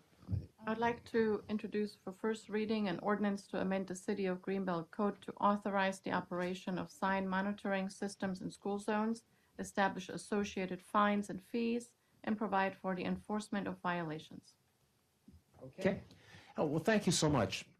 So these 3 items, or was it 4 items? 3 items for first reading will come up, probably not at the next meeting, maybe 1 or 2, but there's a lot here. And on the stop sign piece, it's going to take a little time, a little discussion, and make sure that everybody understands what we're trying to do. Because the first step is actually defining the zones, and the county has to approve those in order to proceed to the next step, which would to actually put this stop sign monitoring system in place. We did the test run where we had the devices set up at various stop signs throughout the city to see what the compliance rate might be, and it was not good. Like 95% of the folks driving through either were doing rolling stops or didn't stop at all. Maybe some sped up. I don't know. So long story short, we'll have a greater discussion, but we have a lot on the table, so we may not actually get to that at the next meeting. Mr. Summerone, any thoughts? We will work at the pleasure of council. I'm trained. We can bring all these items back, or if council wants to discuss one over the other. I think that can be determined later. We still have more to get through tonight. Let's just finish this. Yes. Okay. We're just dying to get to this next item, item number 19. That's to authorize the city manager to execute a contract for the master preservation plan for Greenbelt's 3 historic cemeteries. So staff recommends the city council authorize the city staff to execute the contract for the master preservation plan for Greenbelt's 3 historic cemeteries. And that contract would be going to Johnson, Merriman, and Thompson Incorporated, JMT, at a cost not to exceed $68,898.18. JMT's proposal met all the submittal and contract requirements and represents the best value to the city.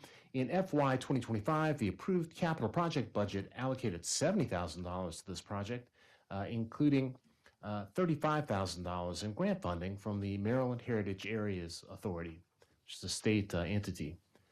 So that's pretty much it. City Manager, someone, do you have a description or Well, I see Terry Ruby is still hanging in here with us. Ready. Terry, welcome.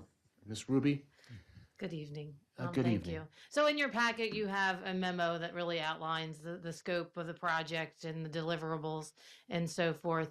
I also provided our request for proposals as well as JMT's responses to the request for the Appreciate proposals. that. Yeah. Fairly straightforward. The proposals were very similar in nature. We really liked some of, I should back up and say that Megan Searing Young and I are working together in tandem on this project. We also utilize Carrie's expertise in reviewing proposals. We really liked some of the, if you would, buzzwords that we saw that we had asked for, like inclusionary, when they're looking at interpretation and accessibility, ADA. They've mentioned specifically, which is something that we had asked for in the RFP. Very excited. I have to say, the references I've received were just excellent references, especially about the ease of working with them and the flexibility that they have, especially with working with public bodies and so forth. So we're excited to kick this project off. It's getting kicked off a little slower than I would have liked, but we're hoping once we get them on board, we can pick up some speed. Yeah, very good, very good. So this is a planning grant, actually working with the firm. They would take us through the planning process. At what point would you see the possibility of actually implementing these plans to preserve? So the hope is right now, if we get started soon, that I think we would have some solid recommendations by the time we're talking budget next year and looking at grant funding opportunities. There are a lot of historic preservation grant funding opportunities. Carrie Ure has a whole list of them. We've sort of put them aside for now, but we've flagged them to say, hey, these would be great for this project. I do believe that the recommendations are going to be significant in terms of financial need and to implement them. So we will, work with them to prioritize them, look at grant funding, and bring them back to council. I'm hoping at least a small amount each year, and we can start doing this, every fiscal year, designate some to implement some of those recommendations. I'm assuming Hamilton will be our first investment. That's really the one that's probably has the most significant need, in my opinion. Any opportunity for any public engagement? We've got so many smart folks, people who are very, very knowledgeable about things. Oh, certainly. We will, Jennifer Stabler, we've used her expertise, park and planning, but luckily she's also a Greenbelt resident, so that helps a lot. But we do have public meetings built into this as well, and stakeholder identification, so they will be talking with those as well. They are valuable. I can tell you I'm working with Ben Fisher right now on the language for the interpretive sign for Royal Farms. So we know who's out there and so forth, and we will tap them. Okay. Hey, I'll go ahead and make a motion if there's no further discussion. Question. Okay. Well, I think we should make the motion. Oh, I'll go ahead and make the motion anyhow. So I move that we accept staff's recommendation and authorize the city manager to execute the contract for a master preservation plan for Greenbelt's 3 historic cemeteries to Johnson, Miraman, and Thompson, JMT, at a cost not to exceed $68,898.18. Second. Okay, discussion? Mr. Roberts? Wanted to, I think the public out there somewhere would like to know what we're going to get for the $70,000. I know you don't want to go, take all night, but you can give a Certainly. quick overview of what Certainly. we're going to get. We will get a condition assessment of each of the cemeteries, as well as through any documentation we have and any documentation they can, on sort of identifying, if you will, the boundaries of the historic cemetery. We will get GIS layers of all the structures that are located within those boundaries and a condition assessment of those. We will get interpretive information that we can use. They will be helping us identify ways in which we can, if you will, incorporate them into our heritage tourism, and that's part of the grant, funding partner as well. Opportunities for that. So the deliver will be a plan with a series of recommendations, including identifying funding opportunities, budgets for some of the improvements. It's a team of various historic experts, if you will, cultural, as well as surveys, GIS, and so forth. So we asked for a lot for our money, to be honest with you. And so a lot of it is more going to be what they call pedestrian survey. It's going to be assessments, people with feet on the ground, looking at the site, and then utilizing historic documents to assess, if you will, and provide an assessment of each one Okay, in a nutshell. we've got a comment. Jay Davis?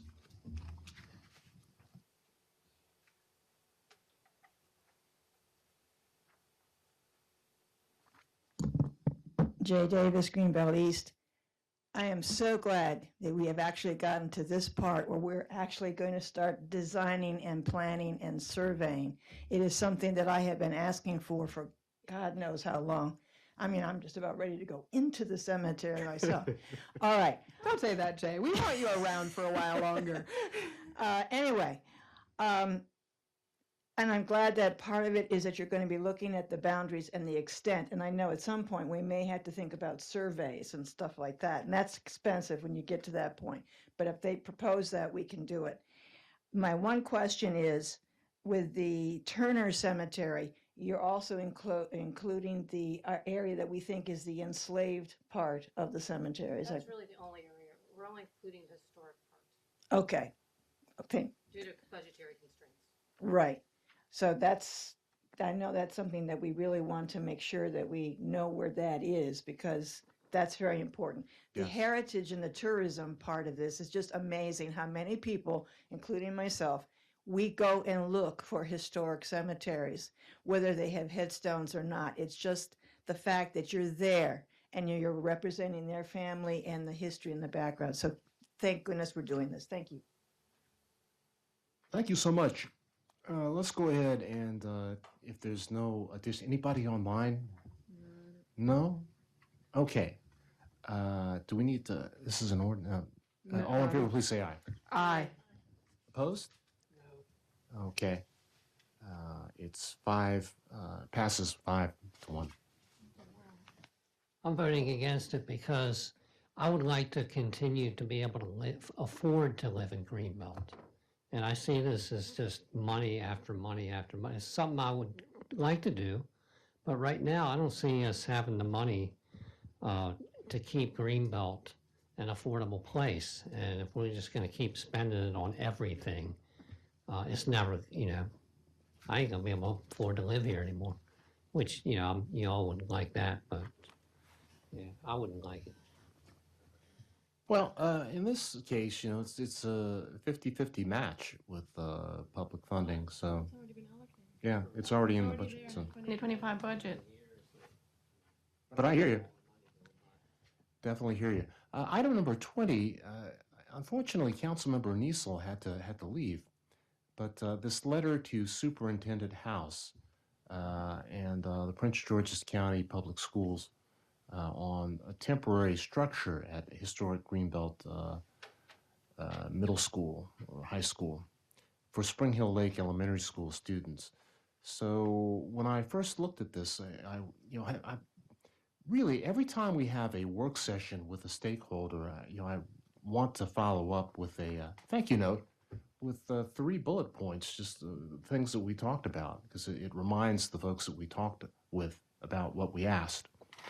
So city staff prepared a draft, and it's that thank you letter. But Councilmember Niesel wanted to add in this idea of asking the schools to build a temporary structure at the middle school, the French immersion school, excuse me, to accommodate the Spring Hill Lake Elementary students that will be housed there temporarily while the new Spring Hill Lake Elementary School is built. Councilmember Niesel and Pope. Sorry, I had one other. Sorry. It's late. I'm sleeping. One other thought as an additional follow-up is that we also had raised some concerns about the system not taking into account the additional enrollment that potentially could come from the development of the Beltway Plaza project. Mm-hmm. They seemed to not have taken that into account with the new building of Spring Hill Lake. And so that might be something that we also ask for them to just go back and relook at, because they said it was news to them. So I want to make sure that they are actually looking at that. Right, and that's kind of I sent an email. I was going to pull this off of the agenda because I don't like writing letters at the dais. My opinion, we should write a draft and then put it on the consent agenda, and if it's okay with everybody, just send it out. But that gets to the point I was trying to make about giving us notice if there's any move to move our Greenbelt students to a school outside of Green. We want Greenbelt kids to go to Greenbelt schools. Right. So that's the bullet point that I wanted to get to. And it sort of gets to the point that you just made with the increasing numbers of people living. It sort of begs the question of where are these young children going to go? And hopefully we don't want them to go outside of Greenbelt if at all possible. Mayor Pro Tem. Okay, you look like you're about to say, yes, Mayor. Ms. Pope. Ms. Pope? So I want to also add something in that, and I didn't mention it at the meeting, but it's also a safety issue. I want to make sure that the facility is safe for our students to be in there. Because first of all, it's correct, there's not enough room for our students to all go there and sped and everything else. So where are we going? Are they going to plan on fixing something downstairs quickly and sticking us, utilizing that downstairs space? And that would just be, for me, that would be inappropriate because I know it's not safe to be in here. There's probably mold and everything else. And so I'd like to I know you want to keep the letter short and sweet, but I think that has to be somehow in that sentence. Is it safe for us to go? Yeah, and in talking casually with some of the administration around in the immersion school, I think they share the same concerns, about how the additions might be utilized and the degree to which they've actually been renovated. Mr. Roberts? Well, I think, you can ask them about, the Beltway Plaza development to look at that, but there's nothing they're going to do about it because they've already told us that they're only going to build an elementary school of a certain size. It's only going to be 850 kids. So if you want that big development over there, you got to have a new school. You got to have another school. So it's just a waste of time to go and ask them to relook at something that's not going to make any difference because they're not going to make that school any bigger. It's going to be what it is. So I think you're just delaying the process by continuing to do that. It sounds like you want to make a motion to not add the item about building a temporary structure at the French Immersion I don't want to School. make any motions on you this don't? issue. Okay. No. I don't know exactly how many kids they want to send to the old middle school. But I do know that the portion of the building that I keep hearing is so bad, the upstairs of that portion I know was renovated. Right. And I don't think we it's know that. being utilized But fully. nothing in the other halls. So, and the downstairs where we were actually going to rent a part of that space is not that bad a space. It didn't need that much work on it. So anything they can do to utilize the building and not put up temporaries, I think temporaries would be a worse situation than utilizing the school because they utilize the school, they have to put something into it to fix it up. And they want to give us that school when they get done. So I want them to fix up as much as they can fix up, or they have to fix up. I don't want to limit the amount that I don't want them to put temporaries in and not fix the school itself. But you don't want to make a motion. I'm not making any motion. Okay. Well, and this is kind of why I wanted to kind of pull this off the agenda because I think we just need to work with it. But I really want to start sending out a thank you letter after every work session we have with the 3 bullet points, something short and sweet, just to reinforce what we want. And my recommendation would be that we just not take, well, no one's made a motion. So staff, have you gotten enough information to kind of rework something for us? Yes and no. So the thank you letter was going out. The reason I recommended that this would be put on the agenda for discussion is that the letter introduces a new topic that was not discussed during the work session, the idea of the temporary structures. I felt that it would be necessary to have council weigh in on that before putting it in the letter.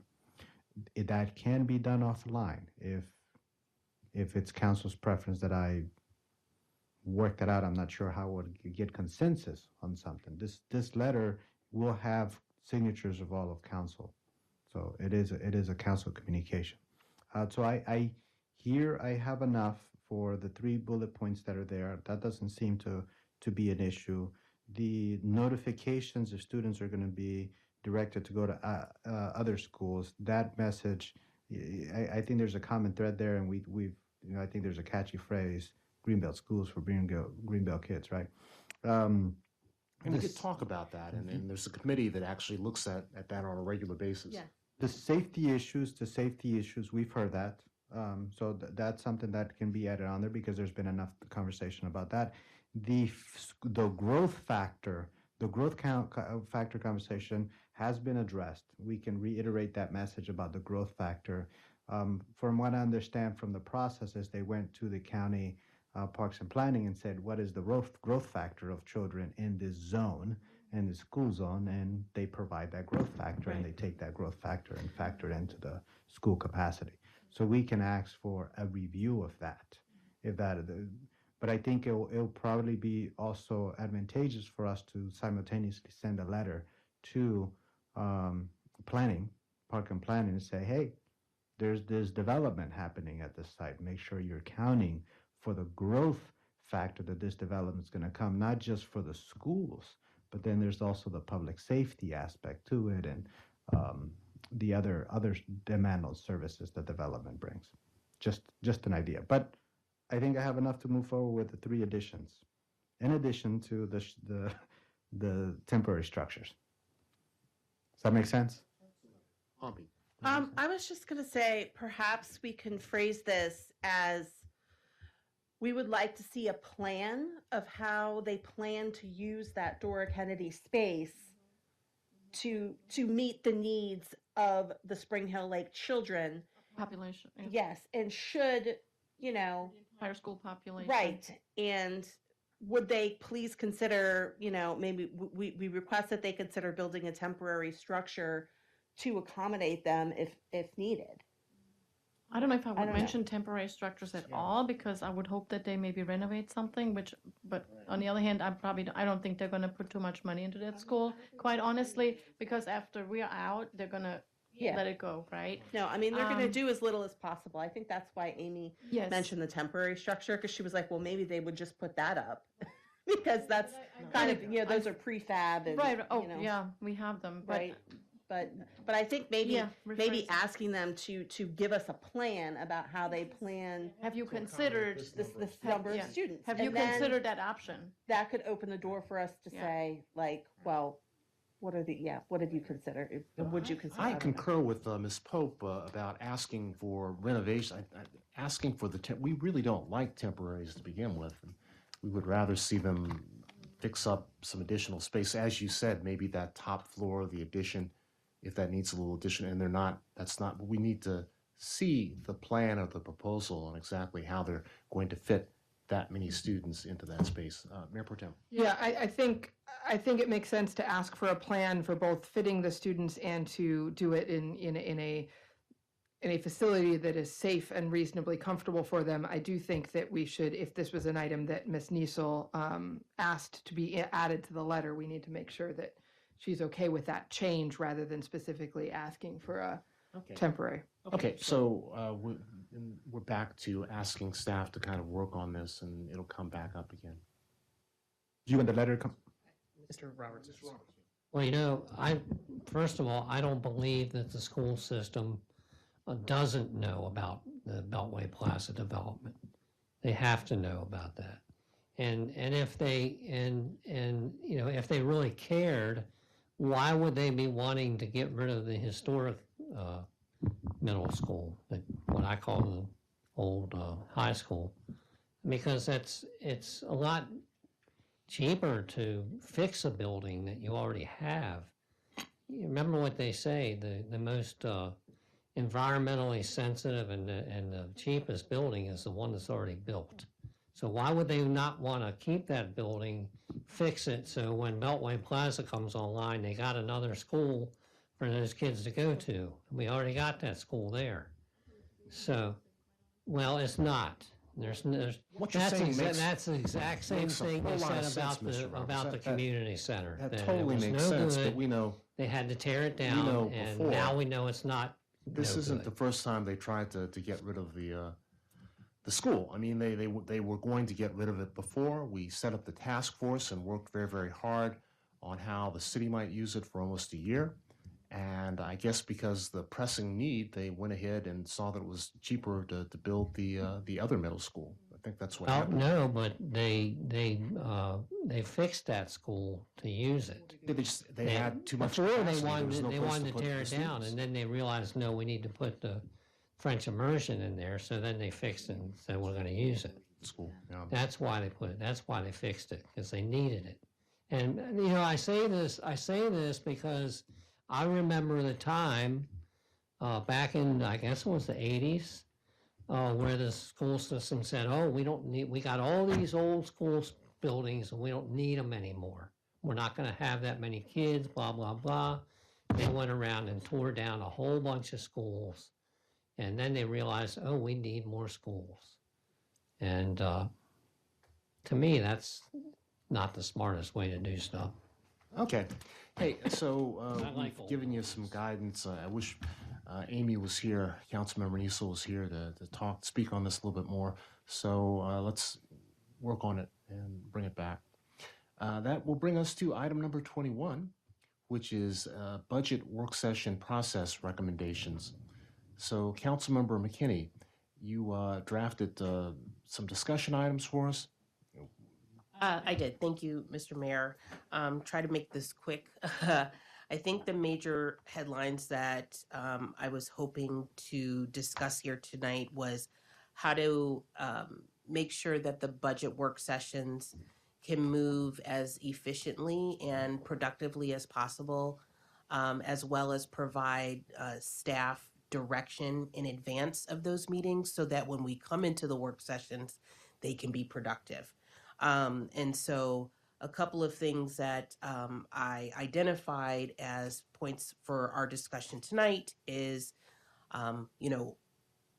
in preparation for each work session, if council members can take the time to review and provide comments and questions back to city in advance so that they can actually come prepared to answer those questions during that work session. That's one of the bullet points. An additional piece that I had recommended was whether or not we want to look at holding a town hall to be able to engage our residents in a different way to bring up additional questions that they might have about the budget as a whole, and then specific sections of it. Then that would also enable during the work sessions for council to be able to answer some of those questions. So during the work session, try to keep the majority of the questions from council and then have members of the public ask a limited amount of questions during the work session, but then have the remainder of those questions either posed through email or coming to the town hall where they can discuss those. So those were the major highlights. I don't know if other members of council had questions. I don't think it necessarily changes a lot, but I'm trying to think how we can be best prepared to have a great discussion. Well, I'll just react quickly to one thing. I've liked the idea of having a town hall or a Saturday session where more members of the public can be engaged. That's something that we've talked about, that I've brought up, and other council members have brought up for a long time. So, as the schedule sits right now, with the first work session on Wednesday,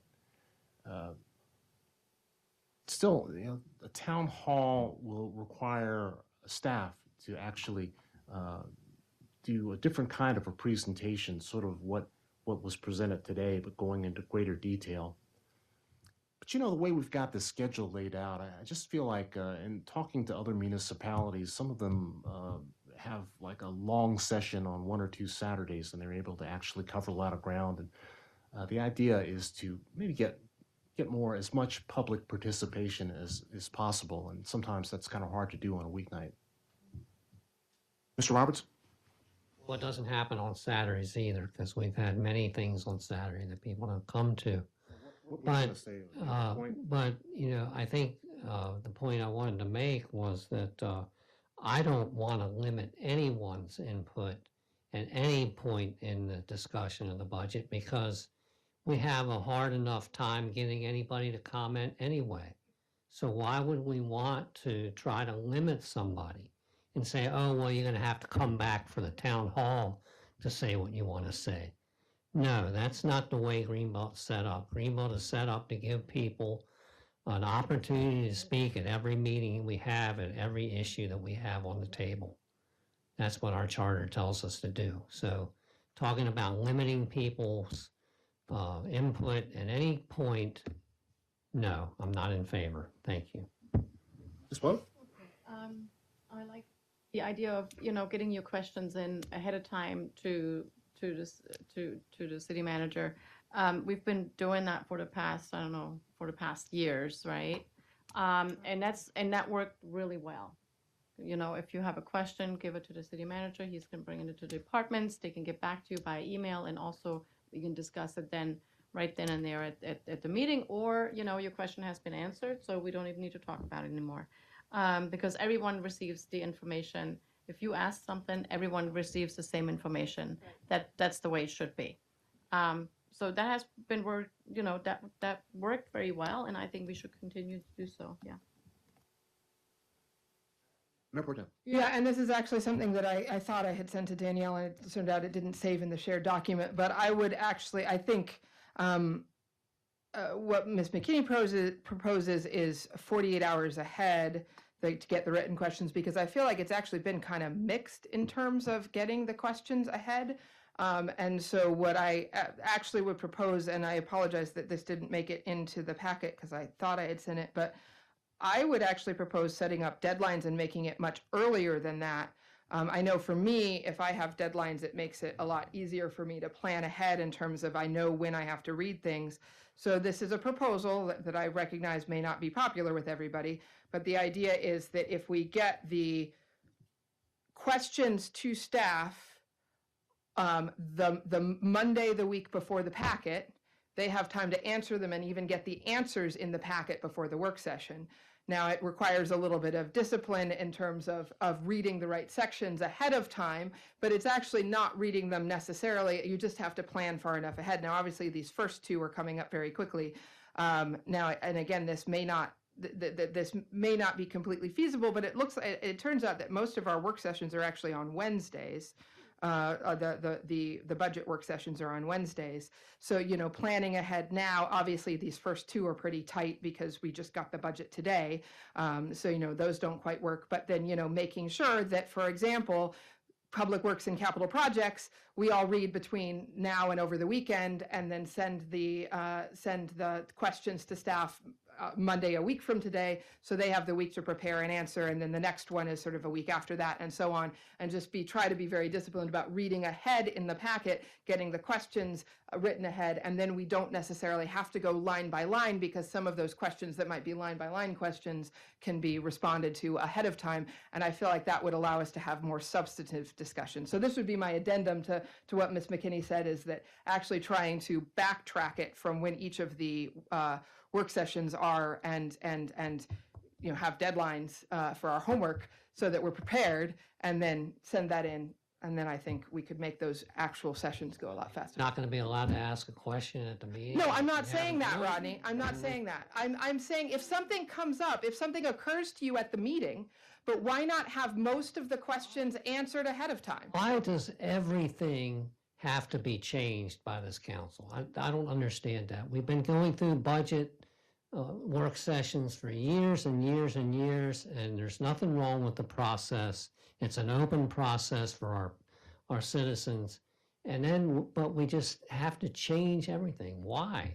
Because I don't think it's very effective the way it runs now, because I think it takes a very long time. It's and I think effective it's is what you want to do. And I think it's more transparent to our residents that we have the questions written and in the packet ahead of time, because then those who would like to see the questions and see the answers can read them in the packet, or they can tune in and listen to the questions. You're in a position where you can do that, but not other people. Other people want to hear a discussion first of things so that then they can ask their questions. Because we can't think of all the discussion ahead of time.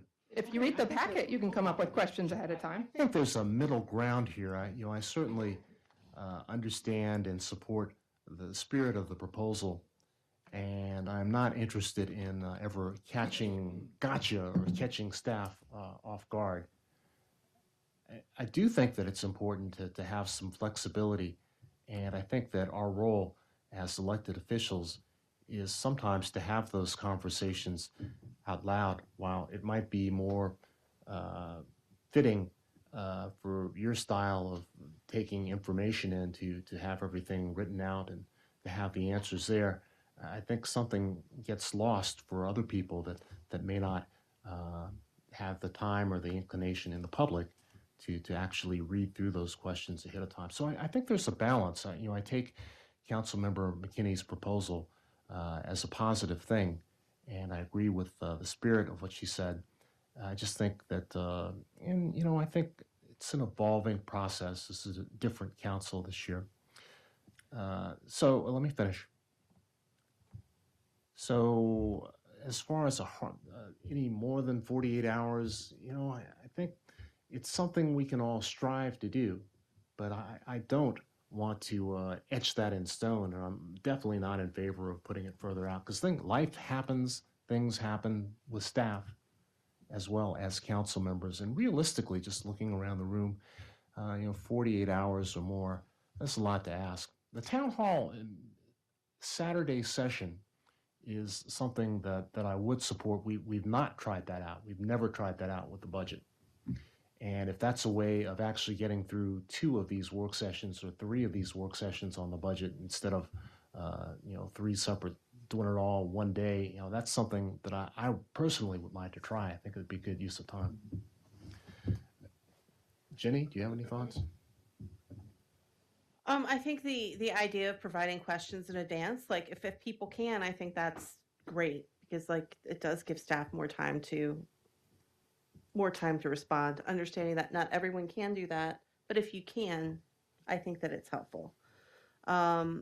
I think having a weekend town hall also could be helpful for people who we don't catch at our regular meetings because of work or childcare or other things. I think that would be that would increase transparency of the process.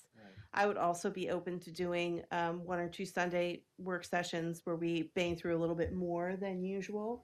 And again, I think that could help provide more transparency, because we're opening it up to people who traditionally can't come to meetings in the evening. Still do some of them in the evening, but maybe try and mix it up a little bit and open the aperture for other folks. As far as members of the public asking questions during the work session, I hear Mr. Roberts' concerns. And perhaps maybe what we could do is structure it so that the resident questions come towards the end of the session. That way we're able to work through everything, and get through the work of it, and then we can circle back for public comment.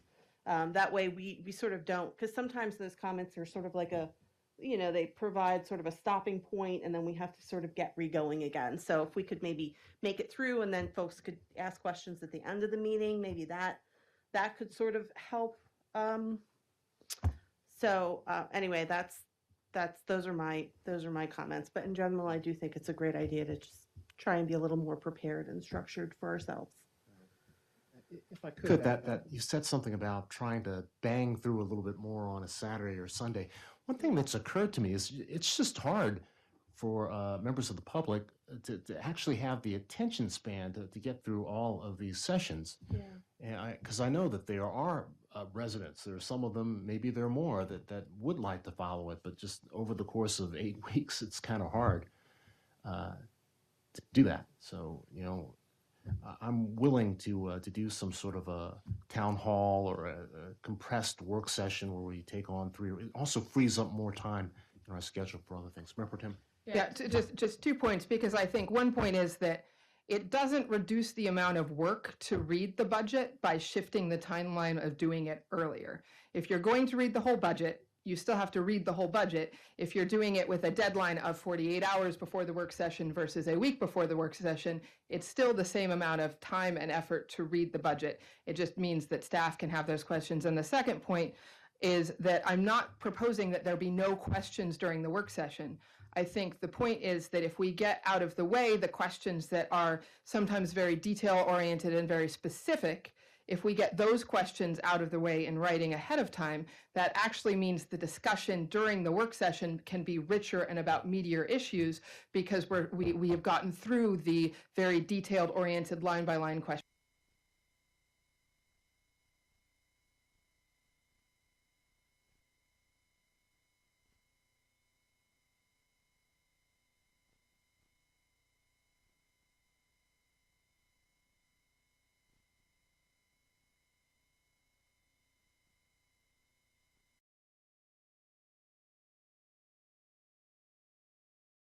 And I can adjust my around. So I'm not trying to prevent discussion. If anything, I'm trying to have a more rich conversation about more important, meatier things, and not all of the nitty-gritty things that we sometimes get into.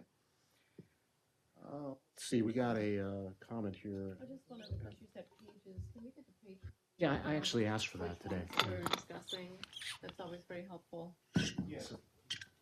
So that'll be in the packet. Okay. On the agenda for each of the work sessions. We're going to have the page numbers. Correct. Yeah, I want to make sure that that's on there. Yes, we have been doing that and we'll continue to do that, yes. Mhm. Thank you. This year, we've also done something unique where you're all going to get links to the actual budget for edits and comments that will be stored in one central document. So last year, we did the whole SharePoint, keeping tabs, keeping a list of editorial changes versus what are actual budgetary changes that require votes. Now you'll be able to do all the editorial changes. Promise. You don't want to get it. Could you repeat that? I'm just wondering, I had a question earlier about how we do discuss things and changes are made in the budget, and after a while, there are so many changes that it's kind of hard for members of the public to actually follow what's been changed and what hasn't. So are you proposing that we're going to have a dynamic, fixed, updatable version of this budget, online someplace where council and others would be able to look and see the changes that have been made, or are we periodically going to print out and update, or how have we worked this in the past? So we have a couple different types of changes. We have editorial changes. So they're fans of the Oxford comma, and others of hanging periods or no periods on bullet point or incomplete sentences. Oxford. Okay. So we will consider those editorial changes, and last year we kept them as a list, as an Excel list of all the editorial changes. This year, in addition to keeping our own list, we're going to provide council a URL where you can type in where you want that comma, and we'll track it and accept it later, or that period. Somewhere there'll be a read-only file which reflects the most recent changes, but it codifies it, so we're not all going back and putting the same comma in there. Correct. So with this link, you'll be able to see if someone has already made that editorial suggestion. The budget changes, if you want to move money from one line item within a budget, that requires council vote. So we will keep track of every work session of items that council says, I would be interested in making a motion on this when the time comes. We'll keep those track. So when the time comes to make those budget changes at one of the two public hearings, we would put up the list of those items to be voted on. So an example of that would be when we were making votes on the recognition groups allocations and the grants for board advisory boards and commissions and other special projects. So we would keep a list of all the proposed budget changes that have a financial impact, and those have to be voted in. So unlike the editorial changes, we can agree that maybe something does need a period or an Oxford comma. We'll make those changes and update those as necessary. I appreciate that. I think that's really important. I think it'll help counsel quite a bit in just, moving through this, making the typographical corrections or the Oxford commas or whatever, as opposed to substantive changes or mistakes. Sometimes there's a mistake in the Correct. budget and it needs to get updated. Yeah, and some of those mistakes need to be reconciled and voted on. Right. Mm-hmm. Jay Davis. 2 spaces after a comma, right? 2 spaces after a period? It's period. 2 spaces after a period. Jay Davis, Greenbelt East. I think you've heard most of my comments the previous time this came up. Every time there's a budget session, everybody complains afterwards. It took way too long. My God, there's too many sessions and so forth and so on. And other cities can do it in 2 nights or maybe 1 day. Why can't we do that? And every time we try to change it and make it better, we kind of do this very, very same thing. Okay, so I appreciate that Ms. McKinney tried to come up with some specific recommendations. The first one, we have tried this. This has been going on for at least 5 or 6 budget sessions that I know of. And some people are very good about turning their questions in early. Some, every now and then they turn in a question and then they forgot. Okay, fine. And some, because of whatever reason, they never did. So you're still kind of have that same situation. So some people will do it and some people won't, and you'll still have, and if you look back at your tape of the meetings, the questions from the council are almost 3 times as much as what the ones that you wrote down ahead of time. Because you come up, as soon as you start discussing, there's a question, and that happens with the audience as well. It's just the discussion kind of gets the little brain cells going and you realize, oh, this is another way of doing it. So that is still a good thing to do. I agree with the Mayor Pro Tem that if you have to do about a week, because staff has to have time to respond as well. 48 hours doesn't give the staff much time. So you have to do it that way. Now, everything is fine, the town hall and the staff work and the responses, all other bullets are fine, except for the one that's second to last, which deals with the audience. Having people sign up ahead of time, fine, but I'll tell you right now, the only people that come to these budget work sessions are the people who are going to talk. So why have them sign up when you know already they're going to speak? So that's kind of a waste of time, but if you want a record of it, that's fine. But limiting them to 2 questions or 2 times at the podium just does not make sense. It sounds almost like you are punishing the people who are actually looking at the budget and have come up with specific questions. Now, having them maybe send in their questions ahead of time, that's a good idea. If they have access to internet and whatever, and they can send them in so the staff can look at them, that's fine too. But then credit them with asking the question. Don't just have that question sitting out there and say, oh, this is just one of those, phantom questions. Make sure that the person gets credit for asking the question. But having them limited to 2, when you know that during the discussion, council comes up with 10 times more questions, so is the audience going to come up with 10 times more questions. I'm over my 3 minutes, I'm sorry.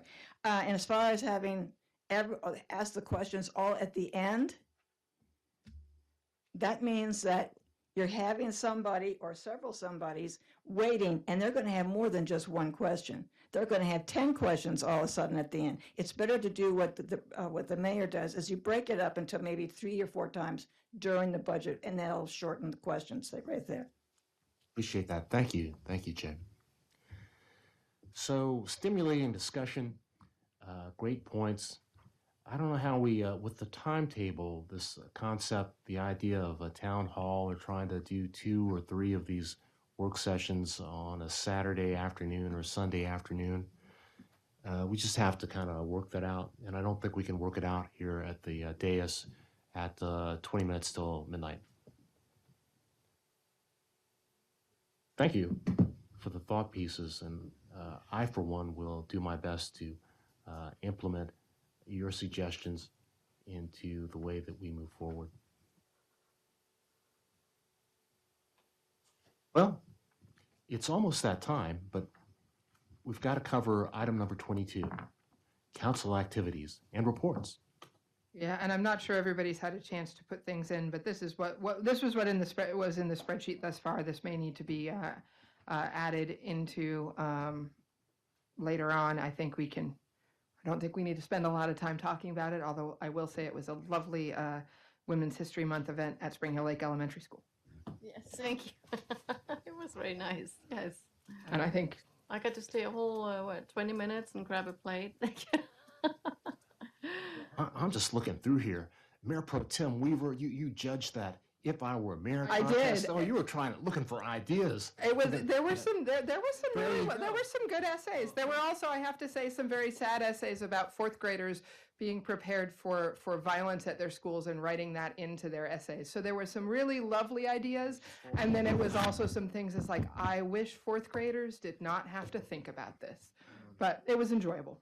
Yeah, it's a great exercise. I don't think any of our schools actually participated, although we got out and talked to most of the schools. None of them were in. Did you see any entries from Greenbelt? No, well, I wouldn't be allowed to read any from Greenbelt, so they do it, so I could not read any from our district, so I would not have been allowed to read any from Greenbelt. Good job on Yeah, it was enjoyable, though. And it's all virtual, so if anybody wants to join in next year, they're doing it all virtual now, so it's pretty easy. Okay. Well, at this point, let's, unless someone has a report, I think that we should go ahead and call it a night. Would someone like to make a motion? I move to adjourn. Second.